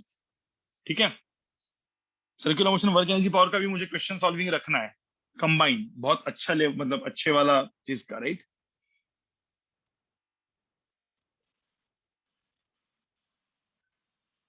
अबे 24 न्यूटन का ऊपर फोर्स है 3 kg का, तो पहले मुझे होता एक्सेलरेशन फाइंड आउट करने के लिए a1 a2 कैलकुलेट करना पड़ेगा कि नहीं, you have to find a1 a2। देखो यहाँ पे न्यूटन लॉज ऑफ मोशन का क्वेश्चन है दोनों जगह पे, इस F is equal to ma करना पड़ेगा। सब लोग यहाँ पे देखो क्या करना पड़ेगा, यहाँ पे जैसे 2 kg का ब्लॉक है तो इसके ऊपर मैं पहले फोर्स लगाऊंगा, कितना, इसके ऊपर फोर्स कितना है mg, मतलब 20 नीचे 24 ऊपर जो मैंने लगाया है, इसके ऊपर सिर्फ 30। तो मुझे बताओ इसका एक्सेलरेशन कहाँ पे होगा, इसका एक्सेलरेशन कहाँ पे होगा, m1 का एक्सेलरेशन कहाँ पे होगा, a1 ऊपर होगा ना, इसका a1 ऊपर होगा एक्सेलरेशन, ये इसका एक्सेलरेशन कहाँ पे होगा, नीचे होगा a2 जो सिर्फ ग्रेविटी होगा। अब मैंने g नहीं लिखा है, mg को मैंने 10 ले लिया है यहाँ पे। तो मुझे होता 2 kg का एक्सेलरेशन कितना होगा, देखो ये न्यूटन लॉज ऑफ मोशन का क्वेश्चन हो गया, 2 kg का एक्सेलरेशन कितना होगा, 24 माइनस 20। तो a1 की वैल्यू कितनी होगी, मतलब किसी ने बोला सर इसका आंसर कितना है, तो मैं ओके सॉरी यहाँ पे इसका आंसर लिख के देता हूँ। ठीक है, तो इसका आंसर क्या हो जाएगा, तो इधर करते हैं। ठीक है, इसका आंसर होगा 24 minus 20, F is equal to ma to a1, F is equal to mass into acceleration, बराबर ना, ये लगाना पड़ेगा ना। तो 4 इज इक्वल टू 2a1, तो a1 की वैल्यू कितनी हो जाएगी, a1 की वैल्यू हो जाएगी 2 मीटर पर सेकंड स्क्वायर, राइट। a1 आ जाएगा 2 मीटर पर सेकंड स्क्वायर। a2 की वैल्यू कितनी होगी, a2 इसका कितना होगा, F is equal to ma, तो यहाँ पे क्या होगा 30 इज इक्वल टू 3a2, एक ही फोर्स है तो एक्सेलरेशन की वैल्यू कितनी हो जाएगी, ग्रेविटी 10 मीटर पर सेकंड स्क्वायर। ये तो आप बिना मतलब देख के भी बोल देते, ये तो आप बिना देख के भी बोल देते ना, इसका सिर्फ ग्रेविटी है, जी है इसकी वैल्यू, और जी की वैल्यू मैंने 10 लेने के लिए बोली है। ठीक है, तो मुझे तो ये 10 मीटर पर सेकंड स्क्वायर नीचे है ऊपर है, तो वेक्टर के फॉर्म में a1 वेक्टर क्या लिखोगे, a1 वेक्टर क्या लिखोगे वेक्टर के फॉर्म में, व्हाट इज a1 वेक्टर, ऊपर मतलब कितना 2j cap plus plus 2j cap. ठीक है, a2 वेक्टर क्या लिखोगे, a2 वेक्टर माइनस, अब कोई बोलेगा सर वन डायमेंशन मोशन है सिर्फ अलोंग वाई एक्सिस, तो प्लस एंड माइनस सिंबल भी यूज कर सकते हैं। ठीक है, जरूरी नहीं है कि पूरे का पूरा मतलब, इसमें जरूरी नहीं है कि आपको मतलब जे कैप वगैरह लिखना है। ठीक है, तो a1 2j cap, a2 minus 10j cap, काम खत्म। फॉर्मूला लगा दो अभी, acceleration of centre of mass क्या आ गया, m1 a1 plus m2 a2 divide by m1 plus m2, formula आ गया। तो a1 a2 वेक्टर अपन ने कैलकुलेट किया, फिर वेक्टर क्योंकि वेक्टर है ना यहाँ पे, तो m1 इज 2, तो 2 into 2j cap plus 3 into minus 10j cap, 3 into minus 10j cap divide by 2 plus 3। सबको समझ में आया क्या, अभी बताओ मुझे, सबको समझ में आया क्या, सबको समझ में आया। तो आंसर कितना है यहाँ पे, माइनस वगैरह में लिखो, -26 by 5, right, -26 by 5, -26 by 5 j cap, ये मेरा होगा एक्सेलरेशन ऑफ सेंटर ऑफ मास, बिल्कुल। ओमकार तो आजकल कहाँ पे खो गया भाई, ओमकार आजकल तेरी रिप्लाई, हाँ मतलब अभी आजकल आ रहे हैं but Omkar Bodas chat box में भी मतलब आजकल डाउट सॉल्विंग में भी तू ज्यादा रिप्लाई नहीं करता और मैसेज भी नहीं करता।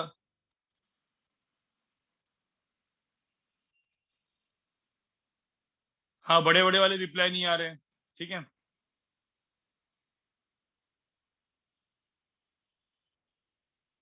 तो भाई करो जरा। कुछ लोग भाई जो एक्टिव रहो, एक्टिव रहो। चलो, ये लोग लिख लो, फटाफट लिख लो। चलो, ये हो गया। मैंने कहा शेर सोया हुआ है भाई। ओमकार बड़ो सुन रहा है कि नहीं?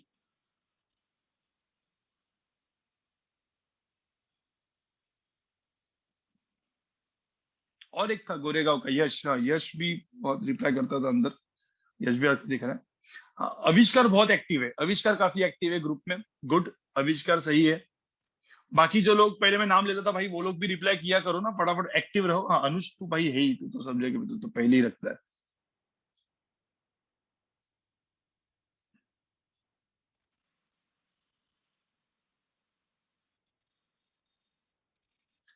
हाँ केशा, तुझे तो वही है। तेरा तो दिमाग में केपी करके नाम रखा हुआ है। नहीं नहीं, मैं रिप्लाई सबके पढ़ता हूँ, तो मुझे मतलब जो नाम जो रिप्लाई करते रहते हैं, कुछ कुछ लिखते रहते हैं ना, तो मेरे दिमाग में रहते ही है, टेंशन मत लो ऐसे। ठीक है, चलो आगे बढ़े, आगे बढ़े गाइस, आगे बढ़े क्या? आगे बढ़े क्या, लिख के हो गया?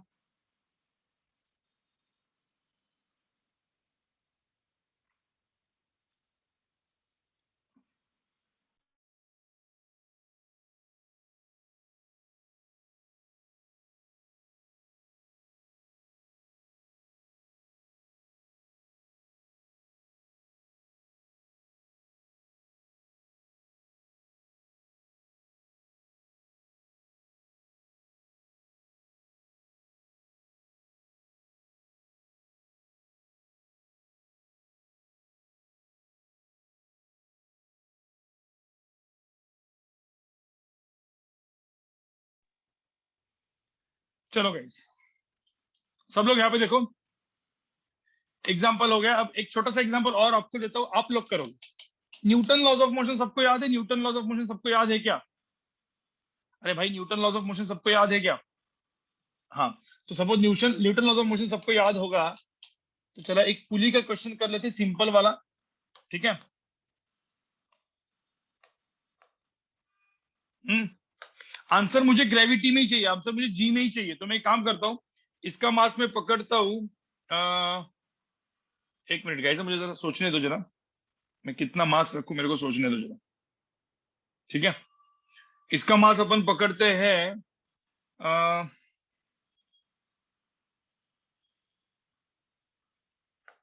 8 m। और इसका मास पकड़ते 2 m।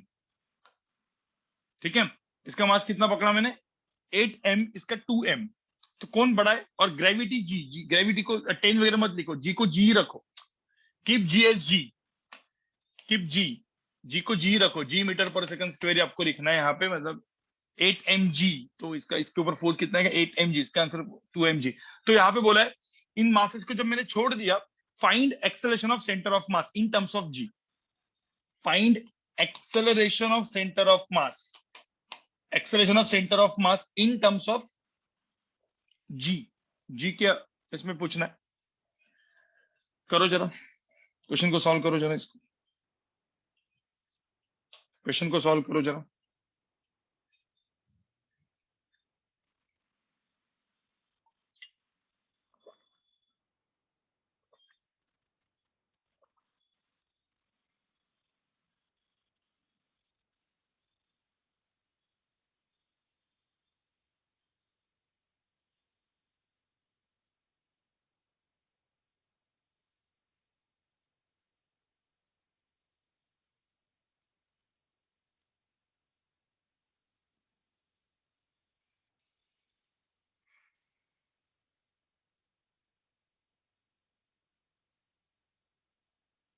नहीं, पाउंड्स में कभी नहीं आता मास, पाउंड्स में कभी नहीं आएगा। बहुत टाइम के बाद मितांश तेरा रिप्लाई आया।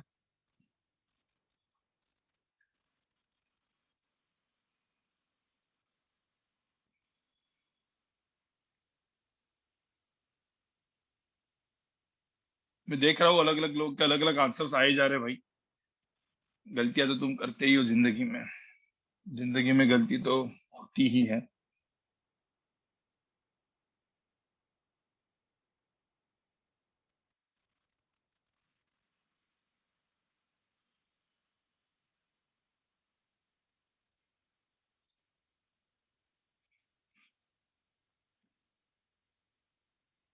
इसमें स्ट्रिंग कंसेंट करने की जरूरत ही नहीं है ना, इसमें स्ट्रिंग कंसेंट थोड़ी है भाई, दोनों का एक्सप्रेशन सेम ही है। स्ट्रिंग कंसेंट होगा तो फिर वो जेई मेन का क्वेश्चन हो जाएगा, फिर स्टेप और बढ़ेंगे। मतलब Newton laws of motion and acceleration centre of mass दोनों कंबाइन किया जा सकता है, राइट।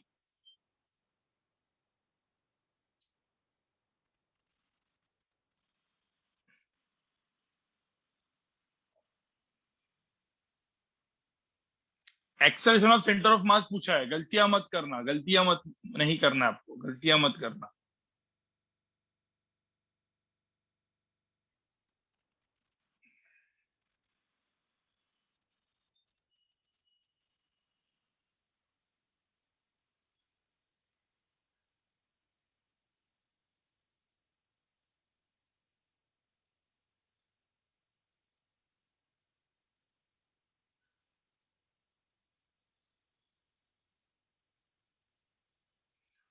चलो गाइस, सब लोग यहाँ पे देखो, सब लोग यहाँ पे देखो।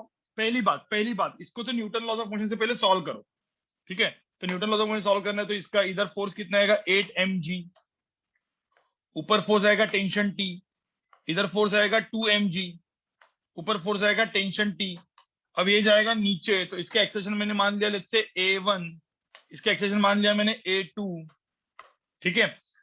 नहीं, A1 A2 क्या बोल रहा हूँ मैं, दोनों का ए ही मान लो अभी के लिए, ठीक है, क्योंकि एक ही स्ट्रिंग का, अब स्ट्रिंग का से एक ही स्ट्रिंग है, एक स्ट्रिंग है तो ये ए और ए ही होगा ना। बताया था मैंने, मतलब इसमें कोई दिमाग लगाने की जरूरत नहीं है, ठीक है। अब यहाँ पे जो अपन एफबीडी बनाएंगे, एफबीडी के हिसाब से क्या आएगा, 8 mg minus T is equal to 8 ma। और यहाँ पे T minus 2 mg is equal to 2 ma। T T cancel, तो आंसर कितना आएगा, 6 mg is equal to 10 ma। Cancel, तो आंसर एक की वैल्यू क्या आएगी, 6g/10, 6g/10। तो आंसर कितना आएगा, 6g/10 का मतलब क्या, 6g/10 का मतलब कितना आएगा आंसर, 3/5, 3g/5, ठीक है, 3g/5 गाइस, 3g/5। कोई दिक्कत है क्या इसमें, मुझे बताओ। कुछ लोगों ने 30/5 मतलब 6 मीटर पर सेकंड स्क्वायर भी लिखा होगा, कुछ लोगों ने तो जी की वैल्यू 10 दी होगी, ठीक है। अपन जी को जी में ही रखते, 3g/5 लिखते, कोई दिक्कत है 3g/5 में, ठीक है। अब 3g/5 सपोज मेरा आंसर है, क्योंकि जी को मैंने जी में ही रखा है, ठीक है। अब मुझे एक बात बताओ, अब मुझे एक बात बताओ गाइस, गाइस गाइस, सब लोग यहाँ पे, सब लोग यहाँ पे देखो। ये मेरा, देखो ए और ए की वैल्यू सेम है, लेकिन वेक्टर्स अलग अलग है कि नहीं है, एक माइनस जे कैप है और एक प्लस जे कैप है, राइट। एक माइनस जे कैप है, एक प्लस जे कैप है, राइट। तो माइनस जे कैप प्लस जे कैप होगा, तो मुझे तो acceleration of centre of mass क्या आएगा। So acceleration of centre of मास जो है, वो तो मैंने फॉर्मूला बनाया था, बताया था M1 A1 plus M2 A2 divide by M1 plus M2, ये फॉर्मूला तो था। फॉर्मूला के अंदर डायरेक्ट डालना है आपको। सपोज चलो मैंने इसको M1 बोल दिया, इसको मैंने M2 बोल दिया, ठीक है। तो ये मेरा A1 वेक्टर हो गया। अब मुझे बता A1 वेक्टर की वैल्यू कितनी है, जो A1 वेक्टर कैलकुलेट किया 3g/5, ठीक है, 3g/5 जे कैप। और A2 वेक्टर कितना है, -3g/5 जे कैप। ये सबको समझ में आया क्या, ये मेरा A1 वेक्टर, ये मेरा A2 वेक्टर, बराबर। तो बस डाल दो M1 M2 की वैल्यू डाल दो वहां पे। M1 की value 2m into A1, 3g/5। M2 कितना है, 8m है, तो plus 8m minus 3g/5 divide by 10m। सबको समझ में आया। तो इधर आंसर कितना है यहाँ पे एक्चुअली, -24 प्लस 6।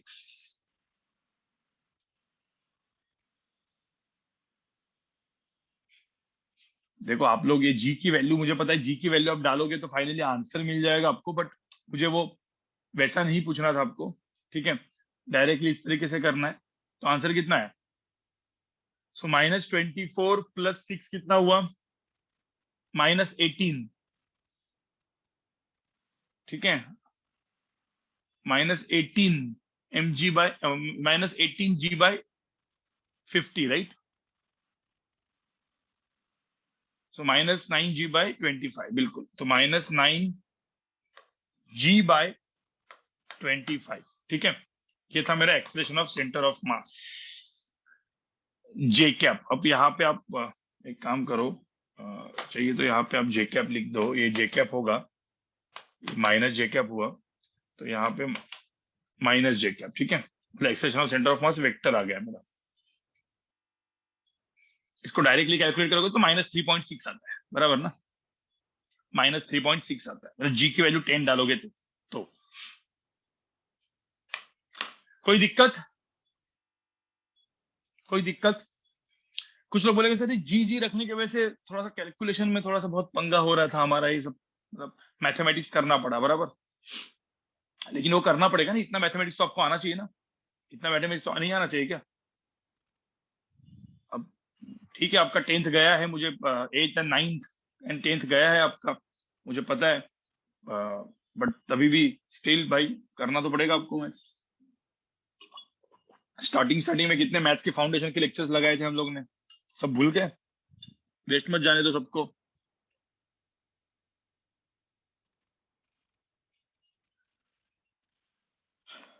चलो कोई दिक्कत इसमें, इसको इतना इतना समझ में आया सबको गाइस? इतना समझ में आया? इतना समझ में आया? हाँ रंजीत सर याद है ना? देखो अभी किसी ने रंजीत सर का नाम निकाला। हाँ, रंजीत सर आपको पहले बेसिक मैथ्स पढ़ाते थे, ठीक है, तब जिंदगी कितनी अच्छी होती थी। मैं स्केलर वेक्टर पढ़ाता था, आपको याद है? तब तो जिंदगी बहुत ही अच्छी होती थी। मतलब ना, उसको अपन बचपन बोलेंगे, बचपन।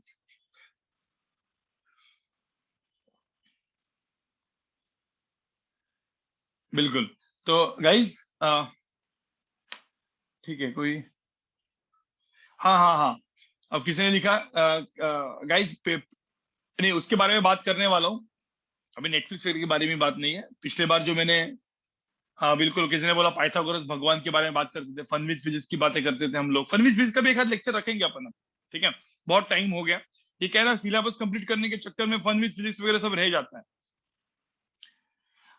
हाँ गाइस, एक चीज जो मैं लास्ट लास्ट में कल बताने वाला था मैं, वो रह गया। सब लोग यहाँ पे देखो, और फिर अपन सेंटर थोड़ा निगेटिव मार्क्स का कंसेप्ट देखेंगे, ठीक है, निगेटिव मार्क्स के कुछ क्वेश्चन सॉल्व करेंगे अपन।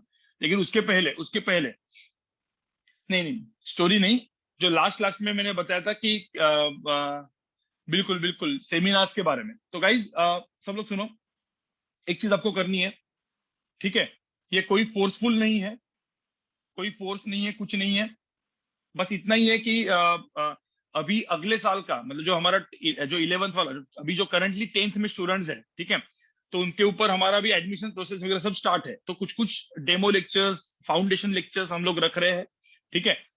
तो आपके जो भी जूनियर्स है जो 10th में है, ठीक है, जो 10th में आपके जो जूनियर्स है, उनको आपको रेफर करना है, ठीक है, रेफर करना है। वापस मैं बोलता हूँ, रेफर कब करना है? अगर आपको लगे कि भाई रेफर करना चाहिए, ठीक है, तो ही। हाँ इतने जल्दी, बिल्कुल यार, इतने जल्दी वो करते हैं कुछ लोग, ठीक है। तो जैसे भी लास्ट में पिछले लेक्चर में लास्ट में बोला, सर सर हम हरे हमारे दोस्त आएंगे, सर हमारे दोस्त आएंगे, अभी देखते हैं, ठीक है। तो मैं आपको एक काम करूंगा, ठीक है, मैं आपको यहाँ पे एक रेफरल का फॉर्म भेज रहा हूँ, ठीक है। रेफरल के फॉर्म में आपको खुद का भी आपको नाम डालना है वहां पे कि आपने रेफर किया, तो मुझे समझ में आएगा कि भाई कौन रेफर करता है, मतलब कौन ऐसे ही झूठ मूठ के वादे होते हैं ना, मतलब कल लास्ट में जाते जाते लेक्चर, मतलब मंडे का लेक्चर छोड़ते छोड़ते बहुत सारे लोगों ने लिखा, सर सर सर हम हमारे हमारे दोस्त आएंगे, हमारे दोस्त आएंगे, ठीक है। तो अब देखते हैं कि किसके दोस्त एक्चुअल में आते, दोस्त मतलब आपके जूनियर, ठीक है। सिर्फ उन्हीं लोग को भेजना जिन लोग को इंजीनियरिंग, मेडिकल, आर्किटेक्चर में इंटरेस्ट है, ठीक है।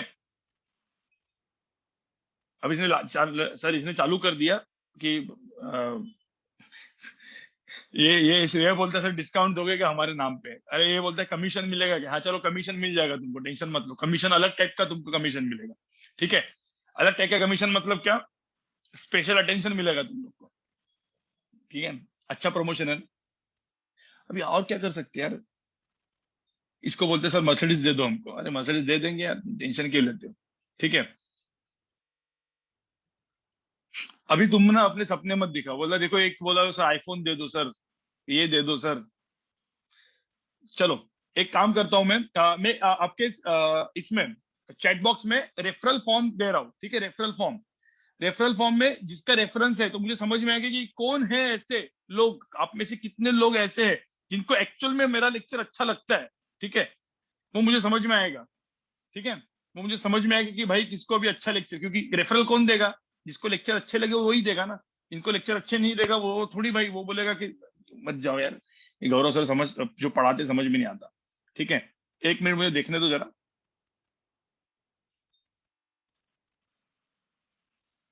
एक मिनट मुझे ये खोलने दो, व्हाट्सएप खोलने दो।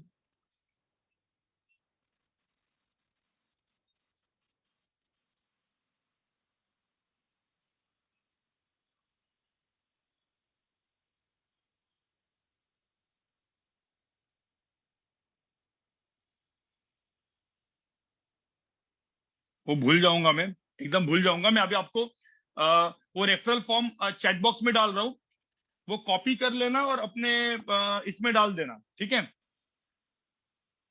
और जैसे मैंने बोला कि भाई आप कोई फोर्स नहीं है, ये तो मैं आपको ऐसे ही दे रहा हूँ, ठीक है? कोई फोर्स नहीं है गाइस। कोई बोलेगा सर नहीं हम नहीं भेजेंगे, मत भेजो, कोई दिक्कत नहीं है, कोई फोर्स नहीं है, मैं आपको वापस बोल रहा हूँ। ये आपको लगेगा, आपको लग रहा है तो ही भेजो, ठीक है? किसको, सबको मिल गया होगा?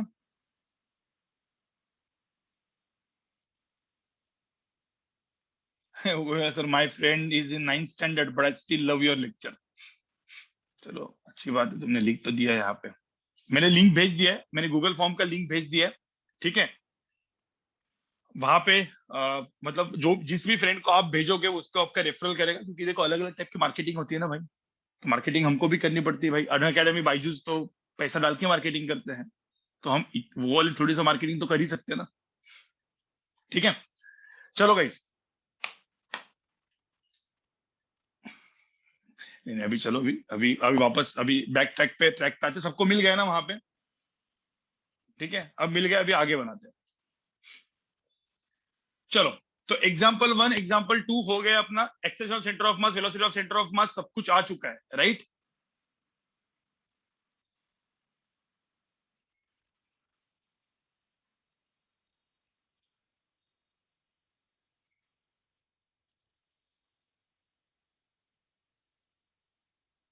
अब सब लोग यहाँ पे वापस देख लो। आ, हाँ वो मिल गया ना, तुम लोग को मिल गया, फॉर्म मिल गया। अभी देखो फॉर्म मैंने जो भेजा है वही फॉर्म है, सब लोग को मिल गया होगा। सरप्राइज सरप्राइज बाद में। निगेटिव मास कंसेप्ट अभी थोड़ा सा याद है आपको सबको गाइस, या नहीं याद है? निगेटिव मास कंसेप्ट सबको याद है कि नहीं याद? तो निगेटिव मास के कंसेप्ट के ऊपर थोड़ा सा अपन बात करते हैं, क्योंकि ये तो मैंने आपको बता दिया, ठीक है? थोड़ा सा निगेटिव मास कंसेप्ट के ऊपर क्वेश्चन सॉल्व करते हैं, क्योंकि वो थोड़ा सा इंपॉर्टेंट है वापस। क्वेश्चन ध्यान से सुनो, एक रिवीजन कर रहा हूं मैं, एक क्वेश्चन से रिवीजन कर रहा हूँ, फिर 2-3 क्वेश्चंस में करा दूंगा तो आपका हो जाएगा, ठीक है? सब लोग यहाँ पे ध्यान से सुनो।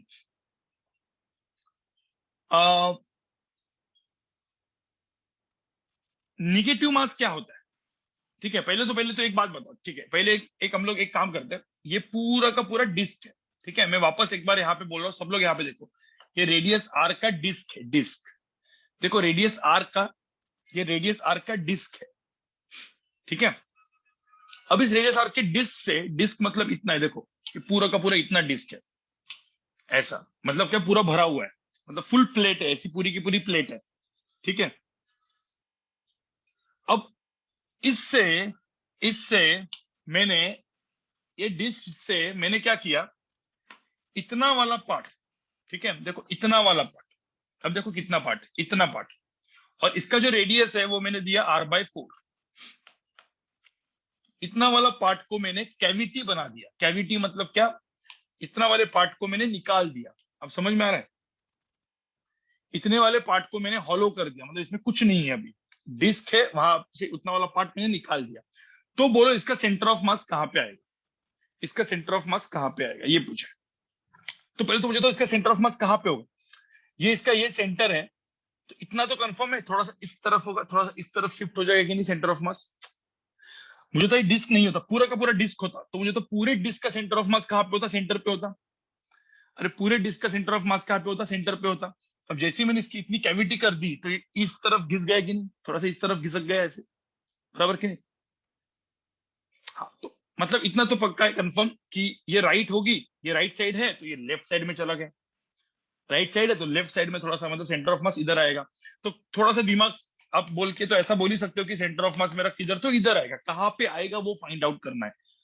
Find the centre of mass का position, exactly centre of mass का पोजीशन कहाँ पे है वो मुझे कैलकुलेट करना है। ठीक है, अब सब लोग यहाँ पे देखो सेंटर ऑफ मास का पोजीशन पहले कैसे कैलकुलेट किया जाता है। ठीक है, तो कैविटी का क्वेश्चन बनाने के लिए हमने निगेटिव मास लाया था। निगेटिव मास कैसा होता है, सब लोग यहाँ पे देखो निगेटिव मास क्या होता है पहले वो सुनो। निगेटिव मास ये होता है, सपोज मैंने एक बड़ा सा ये मतलब ये मैंने एक डिस्क लिया। ठीक है, एक मिनट, पहले तो नेगेटिव मास क्या होता है वो जानने के लिए मैंने एक मास का m का एक डिस्क लिया। ठीक है, ये मेरा मास m है। ठीक है, इसी के ऊपर मैंने एक माइनस m का मास रखा। मैंने इसी के ऊपर एक माइनस m का मास रखा तो क्या होगा? ये मास और माइनस m मास दोनों मिलकर कितना हो जाएगा? 0 हो जाएगा। 0 हो जाएगा मतलब यहाँ पे कुछ कैविटी बन गई। 0 मतलब यहाँ पे कैविटी हो गई। कैविटी हो गई मतलब मास 0 मतलब कुछ भी नहीं, राइट? मतलब यहाँ पे कुछ मास ही नहीं दिखेगा। बट निगेटिव मास होता नहीं है, हम लोग उसका कंसेप्ट बनाते हैं। कंसेप्ट बनाने के लिए हम लोग ने एक फॉर्मूला भी बनाया था, आपको याद होगा।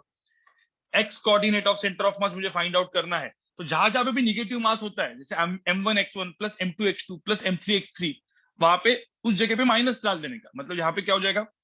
m1x1 minus m2x2 divide by m1 minus m2 हो जाएगा कि नहीं? Suppose negative m suppose minus है तो ये वाला फॉर्मूला हो जाएगा, बराबर। यही सेम फॉर्मूला और कैसे निकालते हैं अपन? डेंसिटी सेम होगी तो माइनस m1 m2 के जगह a1x1 माइनस a2x2 होगा कि नहीं? Divide by a1 minus a2। Formula याद है? मतलब एक सिंपल सी चीज मैंने आपको ये बताई थी बहुत कल के लेक्चर में, अब याद करो। मैंने आपको ये फॉर्मूला बताए थे कि जो भी मास निगेटिव होता है तो अपना जो फॉर्मूला है उसमें पॉजिटिव मास की जगह निगेटिव मास डालना पड़ता है। और ये एरिया वाला फॉर्मूला कब यूज करते हैं अपन, या वॉल्यूम वाला फॉर्मूला कब यूज करते हैं? व्हेन टू यूज एरिया और वॉल्यूम वाला फॉर्मूला, जब डेंसिटी क्या हो?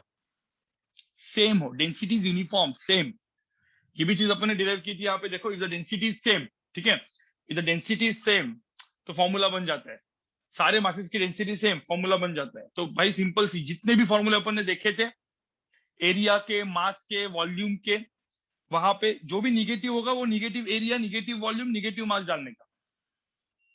ठीक है, अब यहां पे आप देखोगे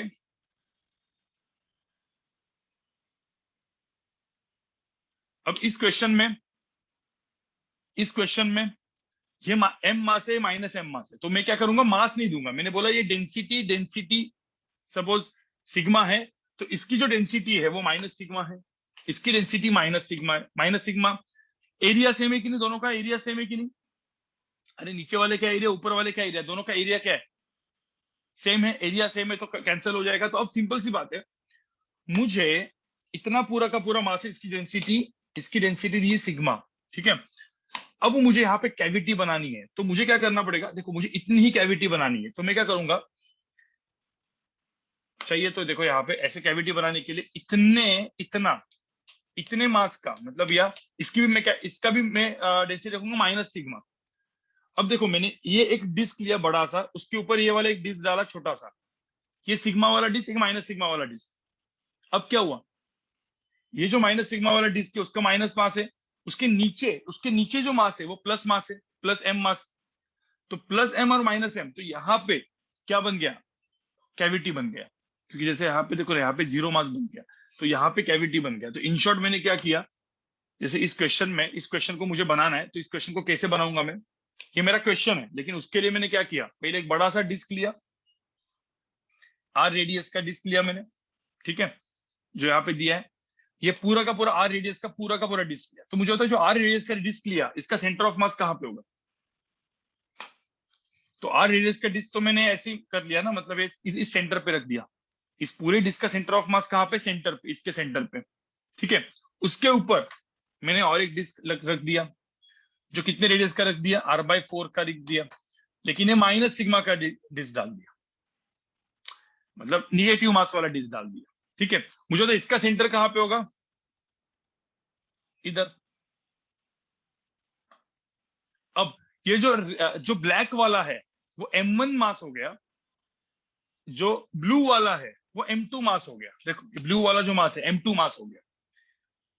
अब m1 m2 यूज नहीं करेंगे, अपन क्या यूज करेंगे, एरिया यूज करेंगे, क्योंकि दोनों का सिग्मा सेम ही है ना, दोनों का सिग्मा सेम ही है, तो ही तो भाई मास से 0 होने वाला है। इसका और इसका मुझे बताओ, इसका और इसका सिग्मा अलग होता, ये सिग्मा है और ये कुछ माइनस सिग्मा समथिंग कुछ अलग ही है, दोनों का डेंसिटी अलग होता, तो क्या ये कैविटी बनती, क्या यहाँ पे कैविटी बनती, बनती नहीं ना। फिर नीचे वाला मास और ऊपर वाला मास अलग अलग हो जाता, क्योंकि सेम एरिया अलग अलग हो जाता। समझ में आ रहा है क्या, नीचे वाला मास और उसके ऊपर वाला मास दोनों अलग अलग हो जाता, दोनों मास अलग अलग हो गए तो भाई क्या हो जाएगा, कैंसिल थोड़ी करेगा, 0 थोड़ी होगा, 0 तो होगा ही नहीं। तो दोनों का तो सिग्मा सेम है, दोनों का डेंसिटी सेम है, सिर्फ प्लस एंड माइनस है, तो भाई एरिया का फॉर्मूला भी यूज ही कर सकते हैं अपन। सो लेट्स यूज एरिया का फॉर्मूला। तो इन दो चीज से ये बन गया मेरा, इसका मतलब यहाँ पे भी एरिया वाला फॉर्मूला मुझे यूज करना है। सो राइट A1 A2, तो A1 की वैल्यू क्या होगी, पाई आर स्क्वायर होगी, A2 की वैल्यू क्या हो जाएगी, ये जो A2 है उसकी वैल्यू क्या हो जाएगी, पाई r/4 की स्क्वायर होगी, बराबर, राइट। हाँ A1 A2 हो गया। x1 की वैल्यू क्या होगी, जैसे ये मेरा x1 है, तो x1 की वैल्यू होगी 0, x2 की वैल्यू क्या होगी, देखो ना, ये मेरा x1 है, सपोज ये ऐसा कोऑर्डिनेट मैंने कर दिया, तो ये 0,0 हो गया, तो ये कितना हो गया, r/4, मतलब r माइनस r/4 मतलब क्या, 3r/4। तो इसका जो कोऑर्डिनेट है वो 3r/4, 0 हो गया। तो समझ में आ रहा है, तो यहाँ पे x2 की वैल्यू क्या होगी, 3r/4 हो गई। तो A1 A2 x1 x2 लिख दिया मैंने। फिर अब एक्सेलरेशन, फिर position vector of centre of मास मैंने कैलकुलेट कर दिया। So my position vector of centre of mass is m1 x1। अब m1 x1 नहीं, अपन एरिया का फॉर्मूला यूज कर लेंगे सीधा, ठीक है। A1 x1 minus A2 x2 divide by A1 minus A2, क्योंकि जो मेरा A2 है, A2 is my this, A1 is my this, ठीक है। एक पूरा ब्लैक है, उसके ऊपर एक ब्लू वाला है, right. y coordinate centre of mass 0, y coordinate का तो फायदा ही नहीं है। इसको आप कैलकुलेट करोगे तो A1 की वैल्यू डाल दो pi r square into 0, minus A2 की वैल्यू आप डाल दो pi r square by 16 into x2 कितना है 3r/4 divide by pi r square minus pi r square by 16। सबको समझ में आ रहा है क्या,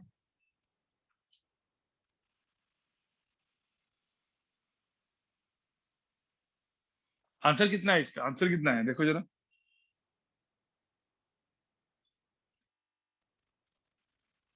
r/20, right, r/20 minus r/20 answer आएगा। यहाँ पे देखो माइनस r/20 आंसर आएगा। सो माइनस r/20, तो जो सेंटर ऑफ मास है ना गाइस, सेंटर ऑफ मास है ना, वो r/20 आ रहा है। मतलब क्या गाइस, ये 0,0 है, ये जो है, सॉरी इधर देखो, इधर लिखते हैं तो ऐसा, ये 0,0 है, ये 3r/4, 0 है, तो ये जो है वो माइनस r/20, 0 आ गया। मतलब कितना डिस्टेंस शिफ्ट हुआ, किसी ने बोला इस सेंटर से कितना डिस्टेंस पीछे, तो r/20 डिस्टेंस पीछे। समझ में आ रहा है,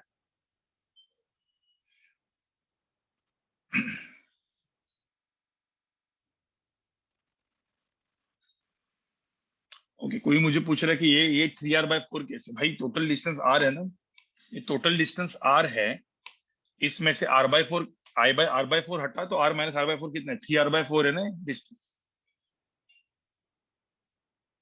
तो ऐसे नेगेटिव मास का जो कंसेप्ट होता है वो जनरली जेई मेन में ऐसे क्वेश्चंस बहुत सारे आते हैं, जेई मेन में भी आते हैं, नीट में जो अच्छे लेवल में भी क्वेश्चंस आते हैं सब। ठीक है, मैं वापस बता रहा हूँ, डैट अपना एंड वैट अपना डिफिकल्टी होने वाला है। इवन इफ मैं क्वेश्चंस यहाँ पे इजी कराऊंगा लेक्चर में, डैट एंड वैट डिफिकल्ट आएगा, क्योंकि क्वेश्चन सॉल्विंग हम लोग हमेशा करते रहेंगे। ठीक है, कुछ लोग को डिफिकल्ट क्वेश्चन इजी लगेंगे, कुछ लोग को डिफिकल्ट क्वेश्चन डिफिकल्टी रहेंगे। ठीक है, कुछ लोग को बाद में आएंगे, कुछ लोग को अभी आएंगे, वो अपना वक्त वक्त की बातें चलता रहेगा, टेंशन मत लो गाइस। ठीक है,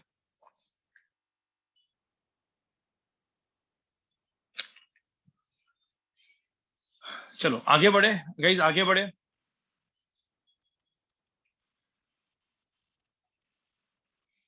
अभी आपके एक हफ्ते के बाद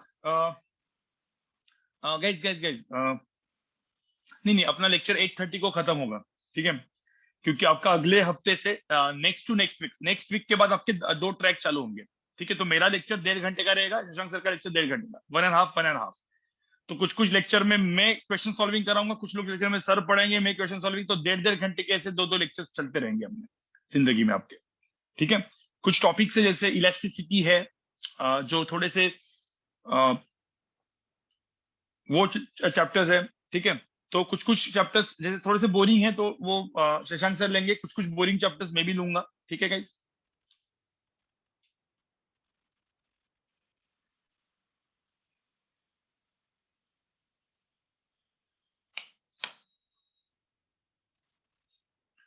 चलो आगे समझ में आया गाइस, समझ में आया सबको, ये सबको समझ में आया क्या? एक क्वेश्चन करेंगे, एक क्वेश्चन आप करोगे अभी इसमें।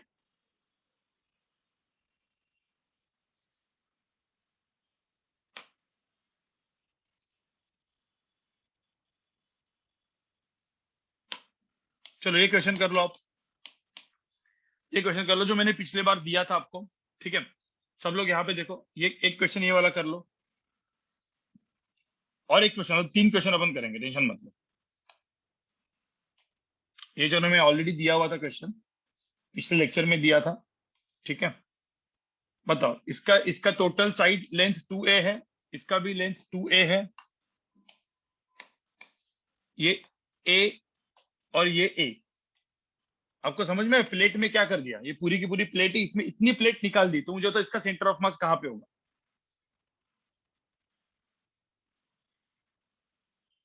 वो डैट वाला क्यूब का क्वेश्चन आप कर लो, अब वो थोड़ा 3 डायमेंशन का क्वेश्चन है, वो खुद कर लो। ठीक है, यहाँ पे मुझे तो इतना प्लेट निकाल दिया, कहाँ पे होगा बताओ? इतना प्लेट निकाल दिया, बताओ कहाँ पे होगा?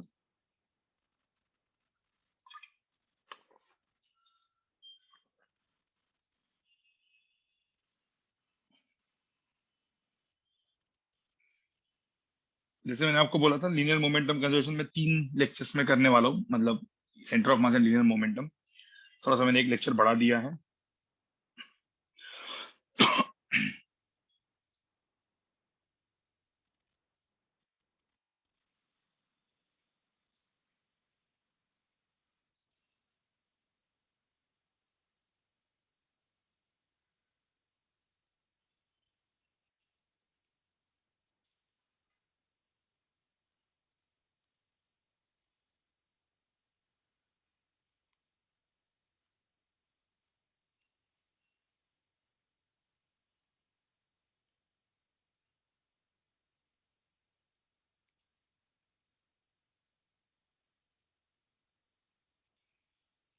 चलो बताओ मुझे इसको कैसे करेंगे, इस क्वेश्चन को कैसे करेंगे?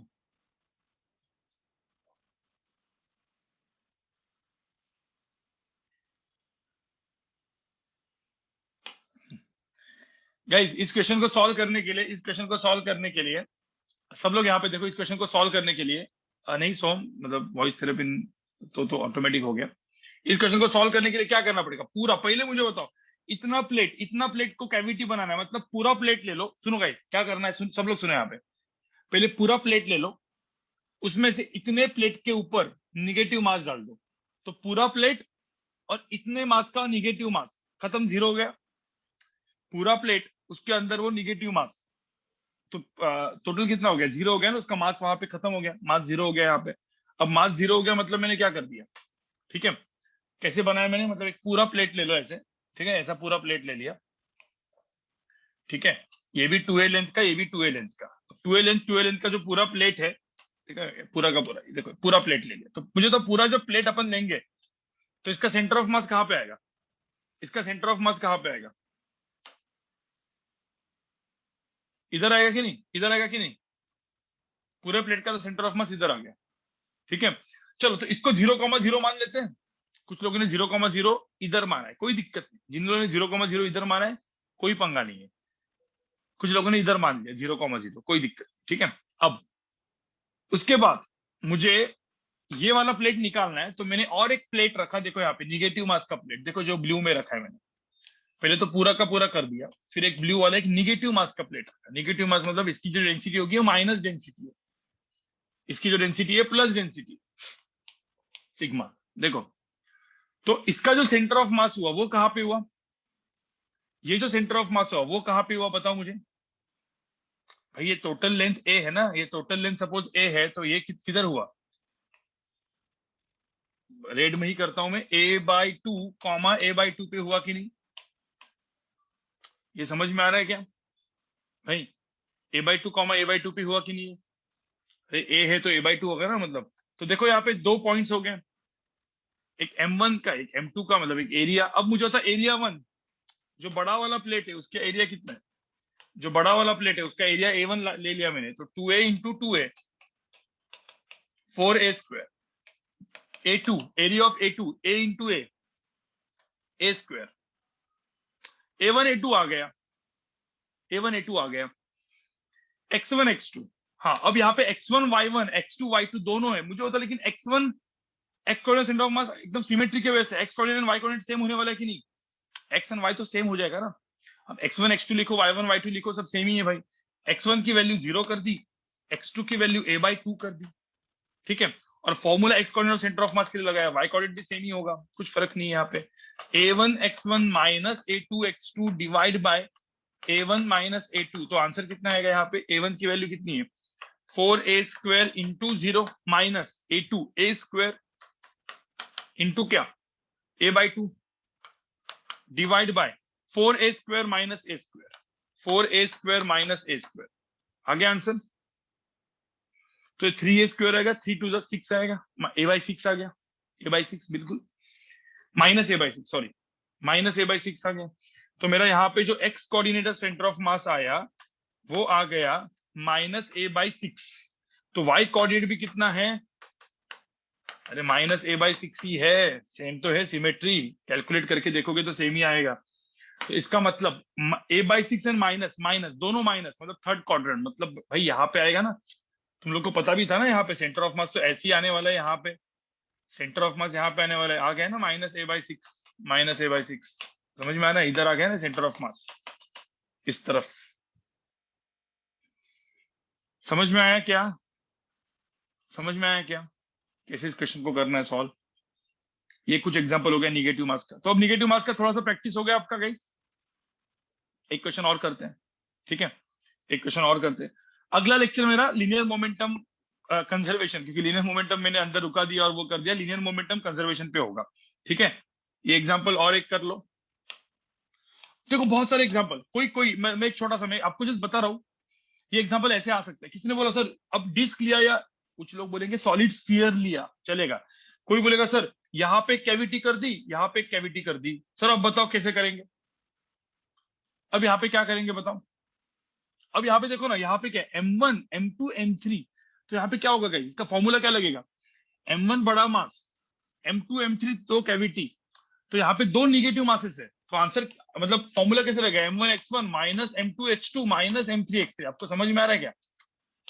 m1 minus m2 minus m3, sorry मतलब m के जगह एरिया डाल दो, a1 a2 a3, तो a1 x1 minus a2 x2 minus a3 x3, तो अच्छा क्वेश्चन हो गया ना ये, ऐसे क्वेश्चन आ सकते हैं ना जेई एडवांस में भी और जेई मेन में अच्छे लेवल पे, राइट, नीट पे भी आ सकते हैं, मतलब नीट में वो 2-3 क्वेश्चन जो होते हैं आउट ऑफ 45 क्वेश्चन, 2-3 क्वेश्चन जो नीट का वो टॉप बनाते हैं 160, मतलब 180 आउट ऑफ 180 जिनको आना लाना है, या 170 आउट ऑफ 180 लाना है उनके लिए, ठीक है, और वो भी अच्छे लेवल पे, बट इजी, ठीक है। ये वाला क्वेश्चन कर लो। किसने दिया है? डिस्क, ठीक है।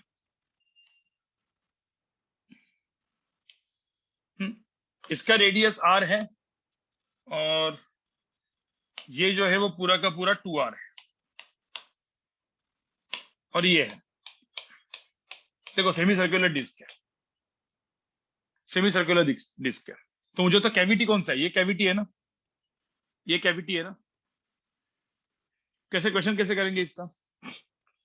करो चलो, ये क्वेश्चन करो। ये लास्ट का क्वेश्चन है, ये लास्ट का क्वेश्चन है, इसके बाद खत्म, इसके बाद लेक्चर खत्म।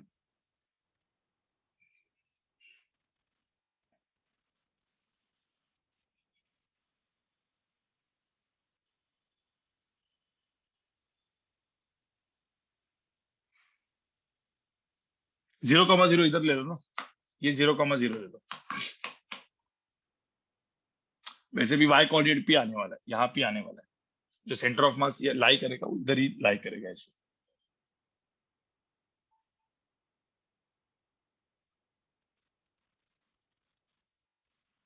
नहीं नहीं, नॉन डिफाइंड शेप में तो वो थोड़ा सा इंटीग्रेशन और वो बहुत गंदा क्वेश्चन हो जाएगा, ऐसी क्वेश्चन ऐसे ही आएंगे।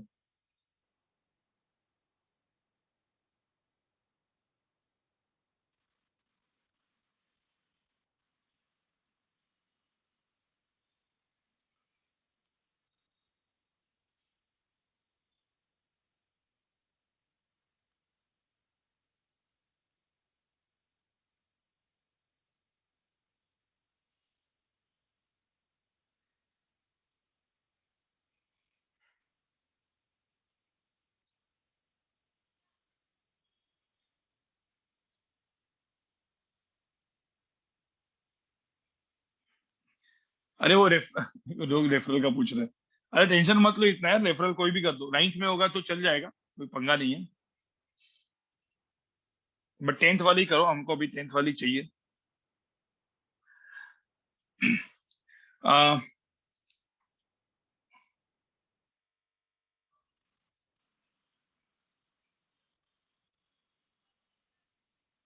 हाँ मराठी पण बोलतो मी, प्रॉपर प्रॉपर मराठी म्हणजे काय, घरी मराठीच बोलतो मी, बोलते सर मराठी बोल के दिखाओ ना।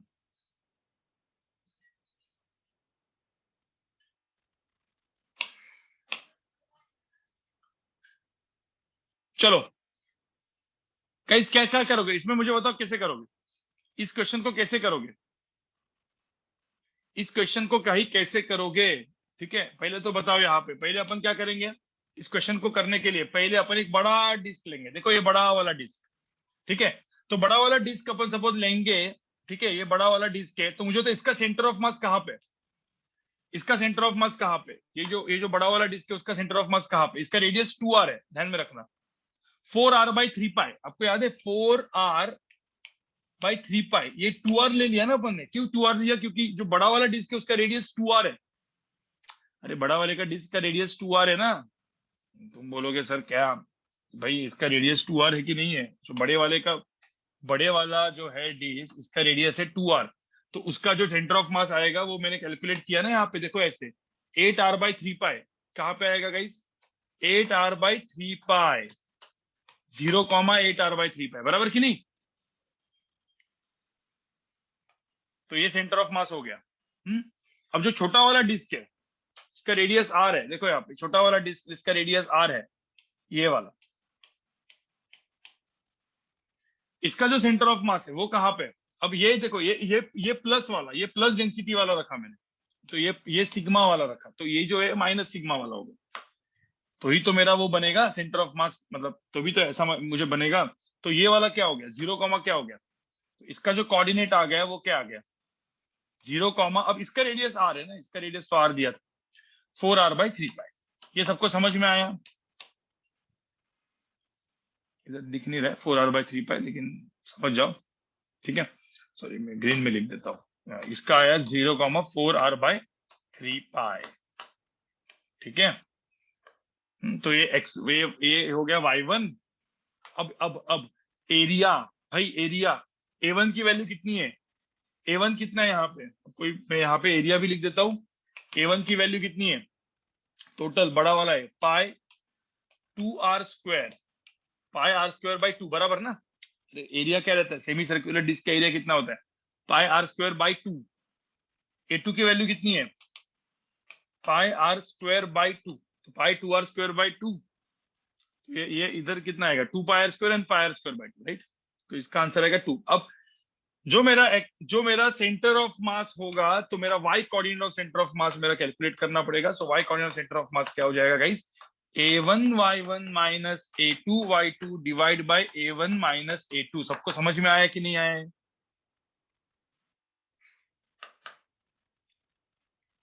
सबको समझ में आया कि नहीं आया। अब A1 की वैल्यू क्या है यहाँ पे, 2 पाई r² into y1 is 8r/3 पाई। देखो अच्छा क्वेश्चन है। माइनस A2 की वैल्यू कितनी है, पाई r² by 2, pi r² by 2 into y2 कितना है, 4r/3 pi, divide by, sorry, divide by A1 minus A2, that is 2 pi r² minus pi r² by 2। Question समझ में कैसे करना है, 4 पाई स्क्वायर नहीं ना, बाई 2 भी तो है, 4 पाई r² बाई 2, 2 पाई r² आएगा यहाँ पे। इस तरीके से क्वेश्चन सॉल्व करना है। देखो अच्छा क्वेश्चन हो गया, ठीक है। तो आपको समझ में आया कि किस तरीके से क्वेश्चंस को सॉल्व किया जाता है, नेगेटिव मास के कंसेप्ट के क्वेश्चंस। एक्स कोऑर्डिनेट तो कितना है, एक्स कोऑर्डिनेट तो भाई, एक्स कोऑर्डिनेट तो जीरो ही रहेगा ना, x coordinate centre of mass zero ही रहेगा, क्योंकि यहाँ पे इस एक्सिस पे, वाई एक्सिस पे है ना वो, तो अपने 0,0 यहाँ पे लिया है ना। एकदम गंदा वाला कैलकुलेशन नीट में नहीं आता, क्योंकि नीट में बहुत टाइम लग जाता है फिर इसको क्वेश्चन को सॉल्व करने के लिए गाइस, ठीक है।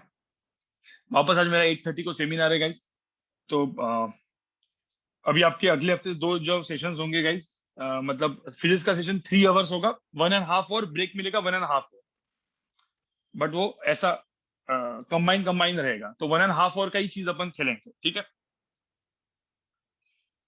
ठीक है गाइस, चलो बाय कर लेते हैं अपन।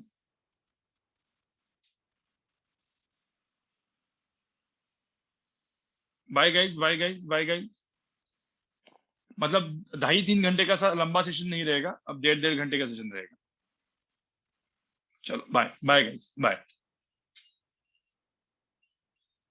इसका स्क्रीनशॉट ले लो, खत्म कर लेते हैं, टाइम नहीं है अभी। Bye guys, bye.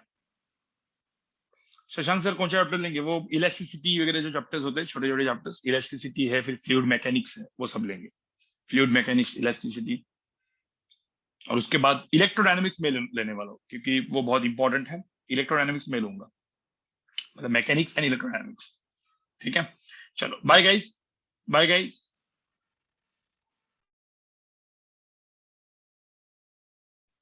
बाय।